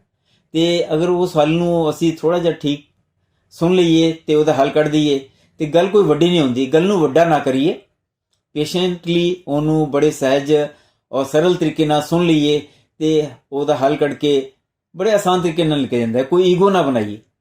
ਆਮ ਤੌਰ ਤੇ ਲੋਕ ਈਗੋ ਬਣਾ ਲੈਂਦੇ ਹਨ ਤੇ ਉਹ ਚੀਜ਼ ਵੱਡੀ ਹੋ ਜਾਂਦੀ ਹੈ। ਉਹਨੂੰ ਕੋਈ ਬੁਰਾਈ ਹੈ ਤੇ ਉਹਨੂੰ ਨਾਲ ਦੇ ਨਾਲ ਹੀ ਖਤਮ ਕਰ ਦਈਏ, ਨਿਪਟਾ ਦਈਏ ਤੇ ਉਹ ਫਿਰ ਅੱਗੇ ਵੱਡੀ ਨਹੀਂ ਹੁੰਦੀ। ਚਾਹੇ ਉਹ ਸਰੀਰਕ ਕਸ਼ਟ ਹੈ, ਚਾਹੇ ਉਹ ਮਾਨਸਿਕ ਕਸ਼ਟ ਹੈ, ਚਾਹੇ ਉਹ ਆਤਮਿਕ ਕਸ਼ਟ ਹੈ, ਬਸ ਉਹ ਕਸ਼ਟ ਨੂੰ ਵੱਡਾ ਨਾ ਕਰੀਏ, ਉੱਥੇ ਹੀ ਸੁਣ ਕੇ ਸਮਝ ਕੇ ਆਪਣੀ ਸੂਝ-ਬੂਝ ਲਗਾ ਕੇ ਠੀਕ ਕਰ ਲਈਏ ਤੇ ਪਰਮਾਤਮਾ ਆਪਣੀ ਕਿਰਪਾ ਨਾਲ ਜੋੜ ਦੇਵੇ ਤੇ ਸਭ ਠੀਕ ਹੋ ਜਾਂਦਾ ਹੈ ਜੀ। ਤੇ ਇਹ ਚੀਜ਼ ਜਿਹੜੀ ਹੈ ਉਹ ਸਭ ਨੂੰ ਆਦਰ ਸਤਿਕਾਰ ਚਾਹੀਦਾ ਹੈ। ਆਦਰ ਸਤਿਕਾਰ ਵੀ ਹੋ ਜਾਂਦਾ ਹੈ, ਨਾਲੇ ਪੁੰਨ ਵੀ ਹੋ ਜਾਂਦਾ ਹੈ ਤੇ ਨਾਲੇ ਸਵਾਰਥ ਵੀ ਪੂਰਾ ਹੋ ਜਾਂਦਾ ਹੈ। ਪਰਮਾਰਥ ਵੀ ਹੋ ਗਿਆ ਤੇ ਸਵਾਰਥ ਵੀ ਹੋ ਗਿਆ। ਵਾਹਿਗੁਰੂ ਇਸ ਤਰ੍ਹਾਂ ਕਿਰਪਾ ਕਰਦਾ ਜੀ। ਬਿਲਕੁਲ ਠੀਕ ਹੈ। ਤੁਹਾਡੇ ਲਵਲੀ ਸਵੀਟਸ ਤੁਸੀਂ ਦੱਸਤਾ ਕਿ ਕਦੋਂ ਸਟਾਰਟ ਹੋਈ। ਲਵਲੀ ਸਵੀਟਸ ਤੋਂ ਬਾਅਦ ਮੇਰੇ ਖਿਆਲ ਤੁਸੀਂ ਆਏ ਸੀ ਕਿ ਲਵਲੀ ਆਟੋਸ। ਜੀ ਹਾਂ, ਲਵਲੀ ਆਟੋਸ ਕਦੋਂ ਸਟਾਰਟ ਹੋਇਆ? ਲਵਲੀ ਸਵੀਟ ਸਾਡੀ 85 ਦੇ ਵਿੱਚ ਪੂਰੀ ਤਰ੍ਹਾਂ ਸ਼ੁਰੂ ਹੋ ਗਈ ਸੀ ਜੀ। ਉਸ ਤੋਂ ਬਾਅਦ 91 ਦੇ ਵਿੱਚ 1991 ਦੇ ਵਿੱਚ ਸਾਡੀ ਲਵਲੀ ਆਟੋਸ ਜਿਹੜੀ ਕਿ ਬਜਾਜ ਸਕੂਟਰਸ ਦੇ ਨਾਲ ਸ਼ੁਰੂ ਹੋਈ। ਸਕੂਟਰ ਦੀ ਏਜੰਸੀ ਤੋਂ ਸਟਾਰਟ। ਸਕੂਟਰ ਦੀ ਏਜੰਸੀ ਤੋਂ ਸ਼ੁਰੂ ਹੋਈ। ਟਫ ਇੰਟਰਵਿਊ ਸੀਗੀ ਕਿਉਂਕਿ ਰਾਹੁਲ ਬਜਾਜ ਖੁਦ ਬੜੇ ਪਹੁੰਚੇ ਹੋਏ, ਬੜੇ ਸੂਝ-ਬੂਝ ਵਾਲੇ ਇਨਸਾਨ ਤੇ ਇੰਡੀਅਨ ਇੰਡਸਟਰੀ ਦੇ ਪਿਤਾ, ਭੀਸ਼ਮ ਪਿਤਾਮਹ ਰਹੇ ਹੈ ਤੇ ਉਹਨਾਂ ਦੇ ਇੰਟਰਵਿਊ ਨੂੰ ਫੇਸ ਕਰਨ ਵਾਸਤੇ ਪਰਿਵਾਰ ਦੀ ਉਹੀ ਚੀਜ਼ ਜੋ ਇੱਕ ਦਿੱਤੀ ਹੋਈ ਹੈ। ਇਹ ਕੌਣ ਗਿਆ ਸੀਗਾ ਫੇਸ ਕਰਨ? ਹਾਂ, ਇਹ ਪਿਤਾ ਜੀ ਤੇ ਅਸ਼ੋਕ ਤੇ ਰਮੇਸ਼ ਜੀ ਦਾ ਰਮੇਸ਼ ਜੀ ਦਾ ਆਸ਼ੀਰਵਾਦ ਲੈ ਕੇ, ਪਿਤਾ ਜੀ ਦਾ ਆਸ਼ੀਰਵਾਦ ਲੈ ਕੇ ਤੇ ਜੋ ਇੱਕ ਫਿਲਾਸਫੀ ਸੀਗੀ ਪਰਿਵਾਰ ਦੀ, ਲਵਲੀ ਪਰਿਵਾਰ ਦੀ, ਮਿੱਤਲ ਪਰਿਵਾਰ ਦੀ, ਉਹਨੂੰ ਲੈ ਕੇ ਅੱਗੇ ਵੱਧ ਕੇ ਲੈ ਕੇ ਅਸ਼ੋਕ ਗਿਆ ਤੇ ਪੂਰੀ ਤਿਆਰੀ ਨਾਲ ਗਏ ਤੇ ਰਾਹੁਲ ਬਜਾਜ ਜੀ ਨੂੰ ਬੜੀ ਪਸੰਦ ਆਈ ਤੇ ਉਹਨਾਂ ਨੇ ਡੀਲਰਸ਼ਿਪ ਦੇ ਜੋ ਪੈਰਾਮੀਟਰ ਹੈਗੇ ਉਹ ਦੇਖ ਲਿਆ ਕਿ ਅਸੀਂ ਕਰ ਸਕਦੇ ਹਾਂ, ਕਿਉਂਕਿ ਸਾਡਾ ਰਿਟੇਲ ਬੇਸਡ ਲਵਲੀ ਸਵੀਟਸ ਦੇ ਵਿੱਚ ਇੰਨੇ ਆਵਾਜਾਈ ਕਸਟਮਰ ਦੀ ਤੇ ਸੈਟੀਸਫੈਕਸ਼ਨ ਲੈਵਲ ਉਹਨਾਂ ਨੇ ਇਨਕੁਆਇਰੀ ਕਰਾਈ ਤੇ ਉਹ ਪੂਰੀ ਸੈਟੀਸਫੈਕਸ਼ਨ ਲੈਵਲ ਉਹਨਾਂ ਨੂੰ ਹੋ ਗਿਆ। ਹੁਣ ਵਕਤ ਹੈ ਛੋਟੇ ਜਿਹੇ ਬ੍ਰੇਕ ਦਾ। ਬ੍ਰੇਕ ਤੋਂ ਬਾਅਦ ਫਿਰ ਹਾਜ਼ਰ ਹੁੰਦੇ ਹਾਂ।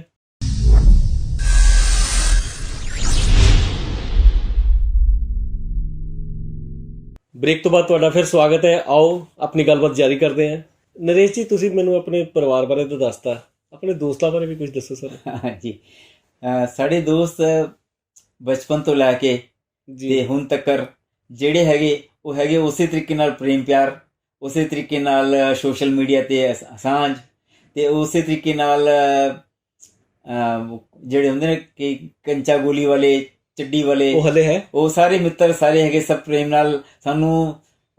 ਮੇਰੇ ਮਿੱਤਰ ਜਿਹੜੇ ਹੈਗੇ ਉਹ ਮੈਨੂੰ ਲਵਲੀ ਬੁਲਾਉਂਦੇ ਹਨ ਤੇ ਜਿਹੜੇ ਰਮੇਸ਼ ਜੀ ਮੇਰੇ ਵੱਡੇ ਭਾਈ ਸਾਹਿਬ ਉਹਨਾਂ ਨੂੰ ਵੀ ਲਵਲੀ ਬੁਲਾਉਂਦੇ ਹਨ। ਜਿਹੜੇ ਬਚਪਨ ਦੇ ਲੋਕੀ ਹੈਗੇ ਸਾਨੂੰ ਲਵਲੀ ਦੁਕਾਨ ਦੇ ਨਾਂ ਤੇ ਹੀ ਬੁਲਾ ਲੈਂਦੇ। ਠੀਕ ਹੈ, ਉਹ ਨਾਮ ਨੂੰ ਚੱਲਦਾ। ਤੇ ਕੋਈ ਜਿਸ ਤਰ੍ਹਾਂ ਕੋਈ ਅੱਜ ਦੀ ਡੇਟ 'ਚ ਕੋਈ ਪੱਪੂ ਕਹਿ ਦਿੰਦਾ, ਕੋਈ ਗੱਪੂ ਕਹਿ ਦਿੰਦਾ, ਪਰ ਸਾਨੂੰ ਸਾਡੇ ਨਾਂ ਪੁਰਾਣੇ ਤੋਂ ਲੈ ਕੇ ਹੁਣ ਤੱਕ ਪੁਰਾਣੇ ਦੋਸਤ ਹੈਗੇ ਉਹ ਲਵਲੀ ਅੱਜ ਵੀ ਕੋਈ ਆਵਾਜ਼ ਮਾਰੇ ਤੇ ਸਾਡਾ ਧਿਆਨ ਇਹ ਪੁਰਾਣਾ ਬੰਦਾ ਦੋਸਤ ਬੁਲਾ ਰਿਹਾ। ਸਭ ਦੇ ਨਿਕਨੇਮ ਹੁੰਦੇ ਨੇ ਜੀ। ਤੁਹਾਡੇ ਤਿੰਨਾਂ ਦੇ ਨਿਕਨੇਮ ਕੀ ਹੈਗੇ ਨੇ? ਸਾਡੇ ਤਿੰਨਾਂ ਦੇ ਨੇਮ ਆਪਣੇ ਆਪਣੇ ਦੋਸਤਾਂ ਦੇ ਹਿਸਾਬ ਨਾਲ ਲਵਲੀ ਹੀ ਰਹੇ। ਉਹ ਦੱਸਣਾ ਨਹੀਂ ਚਾਹ ਰਹੇ ਤੁਸੀਂ? ਹਾਂ, ਲਵਲੀ ਹੀ ਰਹੇ ਹੈ। ਵੈਸੇ ਨਿਕਨੇਮ ਜਿਹੜੇ ਹੈਗੇ ਆ ਰਮੇਸ਼ ਜੀ ਦਾ ਨਿਕਨੇਮ ਕੀ ਸੀ? ਘਰ ਦੇ ਵਿੱਚ ਜਿਹੜੇ ਸੀਗਾ ਮੇਰਾ ਨਾਮ ਪੱਪੂ ਸੀਗਾ ਜੀ। ਤੇ ਫਿਰ ਮੈਂ ਵੱਡਾ ਹੋ ਗਿਆ ਤੇ ਪੱਪੀ ਕਹਿਣ ਲੱਗ ਪਏ ਤੇ ਹੁਣ ਮੇਰੀ ਘਰਵਾਲੀ ਮੈਨੂੰ ਪੱਪੀ ਜਾਨ ਕਹਿੰਦੀ ਹੈ। ਮੈਂ ਪੱਪੂ ਨੇ ਯਾਦ ਨਹੀਂ ਛੱਡਿਆ ਤੁਹਾਡਾ। ਹਾਂਜੀ। ਤੇ ਰਮੇਸ਼ ਜੀ ਦਾ ਨਿਕਨੇਮ ਕੀ ਹੈ? ਰਮੇਸ਼ ਜੀ ਦਾ ਨਾਂ ਉਹਨਾਂ ਨੂੰ ਜਿਸ ਵੇਲੇ ਉਹਨਾਂ ਦੀ ਭੈਣ ਸੀਗੀ ਤੇ ਉਹ ਰਮੇਸ਼ ਭਈਆ कहती थी, लेकिन जिस ਵੇਲੇ ਸਾਡੀ ਭੈਣ ਜਿਹੜੇ Lovely sanitation, Lovely marble, Lovely granite ਇਹ ਚਲਾਉਂਦੇ ਹੈ, ਉਹਨਾਂ ਦਾ ਵਿਆਹ ਹੋ ਗਿਆ। ਉਹਨਾਂ ਨੂੰ ਵੀ ਜਿਹੜਾ ਰਮੇਸ਼ ਨਾਂ ਦਾ ਹੀ ਹਸਬੈਂਡ ਮਿਲਿਆ ਤੇ ਉਹਨਾਂ ਨੂੰ ਨਾ ਜੋ ਪਹਿਲਾਂ ਰਮੇਸ਼ ਕਹਿੰਦੀ ਸੀਗੀ ਉਹ ਮਿਰਚੀ ਕਹਿਣ ਲੱਗ ਪਈ। ਅੱਛਾ, ਮਿਰਚੀ ਕਹਿਣ ਲੱਗ ਪਈ। ਮਿਰਚੀ ਕਹਿਣ ਲੱਗ ਪਈ। ਹਾਂ, ਠੀਕ ਹੈ। ਮਿਰਚੀ ਭਾਈ। ਤੇ ਅਸ਼ੋਕ ਜੀ ਨੂੰ ਕੀ ਕਹਿੰਦੇ? ਅਸ਼ੋਕ ਜੀ ਨੂੰ ਬਬਲੂ ਕਹਿੰਦੇ ਸੀਗੇ ਬਚਪਨ ਦੇ ਵਿੱਚ, ਤੇ ਉਹ ਫਿਰ ਹੌਲੀ ਹੌਲੀ ਅਸ਼ੋਕ ਹੀ ਨਾ ਰਹਿ ਗਿਆ ਉਹਦਾ। ਰਾਈਟ, ਮਤਲਬ ਹੁਣ ਤਾਂ ਮੇਰੇ ਖਿਆਲ ਨਿਕਨੇਮ ਦੇ ਨਾਲ ਤੁਹਾਨੂੰ ਮੇਰੇ ਖਿਆਲ ਕੋਈ ਨਹੀਂ ਬੁਲਾਉਂਦਾ ਹੁਣ। ਕੋਈ ਬਚਪਨ ਦੇ ਮਿਲ ਜਾਣ ਤੇ ਬੁਲਾ ਲੈਂਦੇ। ਠੀਕ ਹੈ, ਆਮ ਘਰ ਦੇ ਵਿੱਚ ਉਹ ਨਰੇਸ਼ ਜੀ, ਰਮੇਸ਼ ਜੀ ਤੇ ਅਸ਼ੋਕ ਜੀ ਜੀ। ਇਹ ਨਰੇਸ਼ ਜੀ, ਮੈਂ ਤੁਹਾਨੂੰ ਇੱਕ ਗੱਲ ਪੁੱਛਣਾ ਚਾਹੁੰਦਾ ਹੈਗਾ ਕਿ ਤੁਸੀਂ ਇੰਨੀਆਂ ਫੀਲਡ ਦੇ ਵਿੱਚ ਆਏ, ਇਹ ਵਾਲਾ ਫੁਰਨਾ ਤੁਹਾਡੇ ਦਿਮਾਗ 'ਚ ਕਦੋਂ ਆਇਆ ਕਿ ਅਸੀਂ ਐਜੂਕੇਸ਼ਨ ਲਾਈਨ ਦੇ ਵਿੱਚ ਚਲੇ ਜਾਈਏ? ਇਹਦੇ ਪਿੱਛੇ ਦੀ ਕੀ ਸਟੋਰੀ ਹੈ? ਇਹਦੇ ਪਿੱਛੇ ਇਹ ਹੈ ਕਿ ਸਾਡੇ ਦੋਸਤ ਮਿੱਤਰ ਜੋ ਕਿ IAS ਆਫੀਸਰ ਹੁੰਦੇ ਸੀਗੇ ਜੀ, IPS ਹੁੰਦੇ ਸੀਗੇ ਜੀ, ਜਾਂ ਹੋਰ ਜਿਹੜੇ ਸਾਡੇ ਹਿਤੈਸ਼ੀ ਮਿੱਤਰ ਸੀਗੇ ਜੀ, ਤੇ ਸਾਡਾ ਲਵਲੀ ਆਟੋਜ਼ ਵਾਲਾ ਕੰਮ ਵੀ ਅੱਛਾ ਚੱਲ ਰਿਹਾ ਸੀਗਾ ਜੀ, ਤੇ ਉਹਨਾਂ ਨੇ, ਅਸ਼ੋਕ ਜੀ ਨੇ, ਰਮੇਸ਼ ਜੀ ਨੇ ਇੱਕ ਦੂਰਦਰਸ਼ਿਤਾ ਦੇਖੀ ਕਿ ਐਜੂਕੇਸ਼ਨ ਦੇ ਵਿੱਚ ਹਲੇ ਵੈਕਿਊਮ ਹੈਗਾ, ਕਿ ਇਹਨੂੰ ਹਲੇ ਭਰਨ ਦੀ ਲੋੜ ਹੈਗੀ। ਤੇ ਉਹ ਕੋਈ ਪ੍ਰੈਕਟੀਕਲ ਮੁਕਾਮ ਵੀ ਇੱਕ ਐਸਾ ਆ ਗਿਆ ਕਿ ਰਮੇਸ਼ ਜੀ ਦੇ ਵੱਡਾ ਬੇਟਾ ਜਿਸ ਵੇਲੇ BCom ਕਰ ਚੁੱਕਾ ਤੇ MBA ਵਾਸਤੇ ਉਹਨੇ ਐਡਮਿਸ਼ਨ ਦਾ ਇੱਥੇ ਕੋਈ ਨਜ਼ਰ ਨਹੀਂ ਆਇਆ, ਉਹਨੂੰ ਦਿੱਲੀ ਜਾ ਕੇ ਪੜ੍ਹਨਾ ਪੈ ਰਿਹਾ ਸੀਗਾ ਕਿਉਂਕਿ ਇੱਥੇ ਕਾਲਜ ਐਡਮਿਸ਼ਨ ਵਾਸਤੇ ਬਹੁਤ ਘੱਟ ਸੀਗੇ। ਸੋ ਦਿੱਲੀ ਐਡਮਿਸ਼ਨ ਅੱਛੇ ਕਾਲਜ ਦੇ ਵਿੱਚ ਨਹੀਂ ਹੋ ਪਾਈ ਤੇ ਉਹਨੇ ਸੋਚਿਆ ਕਿ ਐਜੂਕੇਸ਼ਨ ਦਾ ਇੱਥੇ ਅਦਾਰਾ ਬਣ ਰਿਹਾ ਹੈਗਾ ਤੇ ਪ੍ਰਾਈਵੇਟ ਪਾਲਿਸੀਜ਼ ਐਜੂਕੇਸ਼ਨ ਵਾਸਤੇ, ਪ੍ਰਾਈਵੇਟ ਯੂਨੀਵਰਸਿਟੀਜ਼, ਪ੍ਰਾਈਵੇਟ ਸਕੂਲ ਦੀ ਐਂਟਰੀਆਂ CBSE ਪੈਟਰਨ ਤੇ ਇਸ ਤਰੀਕੇ ਨਾਲ ਬਣ ਰਹੀਆਂ ਹੈਗੀਆਂ ਤੇ ਅਸੀਂ ਵੀ ਪ੍ਰਾਈਵੇਟਾਈਜੇਸ਼ਨ ਦੇ ਵਿੱਚ ਕੁਝ ਜਾਈਏ ਤੇ ਇਹ ਹੋ ਸਕਦਾ ਹੈ। ਤੇ ਅਸੀਂ ਐਜੂਕੇਸ਼ਨ 2001 ਦੇ ਵਿੱਚ ਅਸੀਂ ਜਿਹੜੀ ਅੱਜ ਕੱਲ੍ਹ ਲਵਲੀ ਪ੍ਰੋਫੈਸ਼ਨਲ ਯੂਨੀਵਰਸਿਟੀ ਹੈ, ਉਸ ਵੇਲੇ ਲਵਲੀ ਇੰਸਟੀਟਿਊਸ਼ਨਸ ਦੇ ਨਾਂ ਤੇ ਇੱਕ ਅਸੀਂ 2.5 ਏਕੜ ਦੇ ਵਿੱਚ ਜਗ੍ਹਾ ਕੀਤੀ।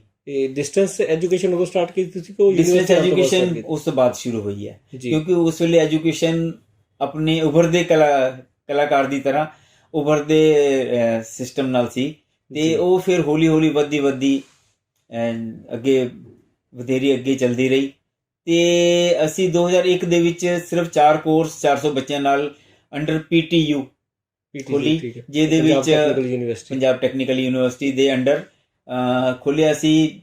ਕੁਝ ਬੱਚੇ BBA, ਫਿਰ MBA, ਫਿਰ BCA ਤੇ MCA। ਉਹਦੇ ਵਿੱਚ 400 ਬੱਚੇ ਦੀ ਲਿਮਿਟੇਸ਼ਨ ਸੀਗੀ ਕਿਉਂਕਿ ਬੜੀ ਸੋਚ ਸਮਝ ਕੇ ਗਵਰਨਮੈਂਟ ਸਲੋ ਚੱਲ ਰਹੀ ਸੀਗੀ ਜੀ। ਤੇ ਅਸੀਂ ਇਸ ਚੀਜ਼ ਦਾ ਇਹ ਸੋਚਿਆ ਕਿ ਅਸੀਂ ਤੇ ਫਿਰ ਐਜੂਕੇਸ਼ਨ ਨੂੰ ਬਹੁਤ ਨਹੀਂ ਵਧਾ ਸਕਾਂਗੇ ਤੇ ਅਸੀਂ ਆਪਣੇ ਪੱਧਰ ਤੇ ਇੱਕ ਕੋਸ਼ਿਸ਼ ਕੀਤੀ ਕਿ ਅਸੀਂ ਇਹਦੇ ਵਿੱਚ ਅੱਗੇ ਆਫੀਸਰਸ ਨੂੰ, ਪੋਲੀਟੀਸ਼ੀਅਨਸ ਨੂੰ ਮਿਲੀਏ ਕਿ ਇਹ ਸਕੋਪ ਰਸਤਾ ਹੋਰ ਖੋਲ੍ਹੋ, ਜਿਹਦਾ ਸਕੋਪ ਬੜਾ ਹੈ।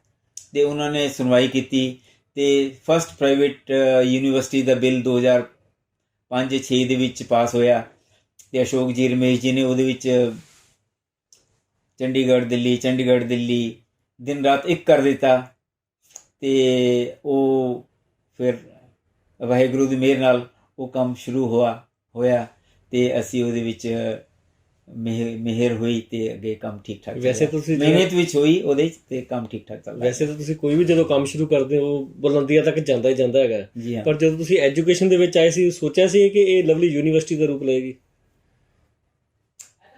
ਵਿਜ਼ਨ ਤੇ ਸਾਡਾ ਪਹਿਲੇ ਦਿਨ ਤੋਂ ਹੀ ਸੀਗਾ ਕਿ ਐਜੂਕੇਸ਼ਨ ਨੂੰ ਲੈ ਕੇ ਜਾਣਾ ਤੇ ਬੜੀ ਇੱਕ ਹੱਦ ਤੱਕ, ਇੱਕ ਬੜੇ ਮੁਕਾਮ ਤੱਕ ਲੈ ਕੇ ਜਾਣਾ ਹੈ ਜੀ। ਤੇ ਉਸ ਦਿਸ਼ਾ ਦੇ ਵਿੱਚ ਪ੍ਰਯਤਨ ਕਰਦੇ ਰਹੇ। ਉਹ ਵਾਹਿਗੁਰੂ ਦੀ ਮਿਹਰ ਹੁੰਦੀ ਰਹੀ, ਕਿਰਪਾ ਝਲਕਦੀ ਰਹੀ ਤੇ ਇੱਕ ਲੋਕਾਂ ਕੋਲੋਂ ਵੀ ਹੰਕਾਰਾ ਮਿਲਿਆ ਕਿਉਂਕਿ ਇਹ ਵੈਕਿਊਮ ਬੜਾ ਵੱਡਾ ਸੀਗਾ ਤੇ ਅਸੀਂ ਐਜ਼ ਏ ਯੂਨੀਵਰਸਿਟੀ ਦੇ ਪਹਿਲੇ ਪਲੇਅਰ ਸੀਗੇ ਜੀ। ਉਸ ਤੋਂ ਬਾਅਦ ਤੋਂ ਹੋਰ ਬੜੇ ਆ ਗਏ ਤੇ ਉਹ ਆਪਣੀ ਮਿਹਨਤ ਲਾਈ ਪੂਰੀ ਤੇ ਉਹਦੇ ਵਿੱਚ ਲੋਕਾਂ ਦਾ ਪ੍ਰੇਮ ਪਿਆਰ ਵੀ ਮਿਲਿਆ ਤੇ ਪ੍ਰਭੂ ਦੀ ਮਿਹਰ ਵੀ ਹੋਈ ਤੇ ਚੱਲਦਾ ਰਿਹਾ। ਤੇ ਜੋ ਤੁਸੀਂ ਦੱਸ ਰਹੇ ਹੋ ਕਿ ਉਸ ਵੇਲੇ ਸਕੋਪ ਸੀਗਾ, ਇਸ ਕਰਕੇ ਅੱਗੇ ਚੱਲਦਾ ਰਿਹਾ ਕੰਮ ਜੀ। ਵੈਸੇ ਤੁਹਾਨੂੰ ਪਾਰਸ ਕਹਿਣਾ ਮੇਰੇ ਖਿਆਲ ਕੁਝ ਗਲਤ ਨਹੀਂ ਹੋਏਗਾ ਕਿ ਜਿਸ ਚੀਜ਼ ਨੂੰ ਪਾਰਸ ਟੱਚ ਕਰਦੇ ਸੀ, ਲੋਹੇ ਨੂੰ ਟੱਚ ਕਰਦੇ ਸੋਨਾ ਬਣ ਜਾਂਦਾ ਸੀਗਾ ਤੇ ਤੁਸੀਂ ਜਿਹੜੀ ਵੀ ਫੀਲਡ ਦੇ ਵਿੱਚ ਗਏ ਹੋ ਉਹਨੂੰ ਬਿਲਕੁਲ ਬੁਲੰਦੀਆਂ ਤੇ ਤੁਸੀਂ ਲੈ ਕੇ ਗਏ ਹੋ, ਬਿਲਕੁਲ ਉਹਦੀ ਬੁਲੰਦੀ ਤੱਕ ਤੁਸੀਂ ਦੇਖਿਆ ਹੈਗਾ ਔਰ ਹਰ ਫੀਲਡ ਦੇ ਵਿੱਚ ਕਾਮਯਾਬੀ ਹਾਸਲ ਕੀਤੀ ਹੈਗੀ।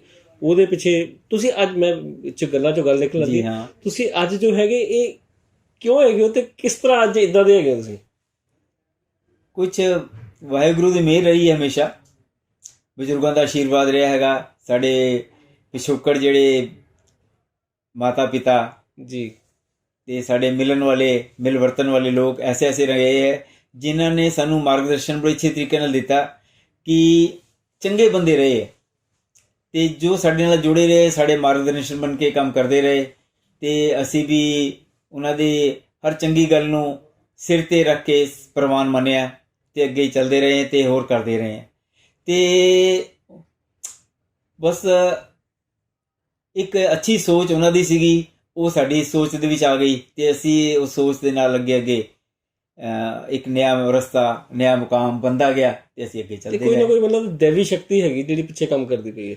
ਬਿਲਕੁਲ ਦੇਵੀ ਸ਼ਕਤੀ ਹੈ ਜੀ, ਬਿਲਕੁਲ ਦੇਵੀ ਸ਼ਕਤੀ ਹੈ ਕਿ ਜੋ ਉਹਦੀ ਮਿਹਰ, ਤਾਂ ਹੀ ਰੱਬ ਦੀ ਮਿਹਰ ਮੈਂ ਹਰ ਵਾਕਿਆ ਦੇ ਵਿੱਚ ਲੈ ਰਿਹਾ ਕਿ ਉਹਦੀ ਮਿਹਰ ਤੋਂ ਬਗੈਰ ਕੁਝ ਹੋ ਨਹੀਂ ਸਕਦਾ।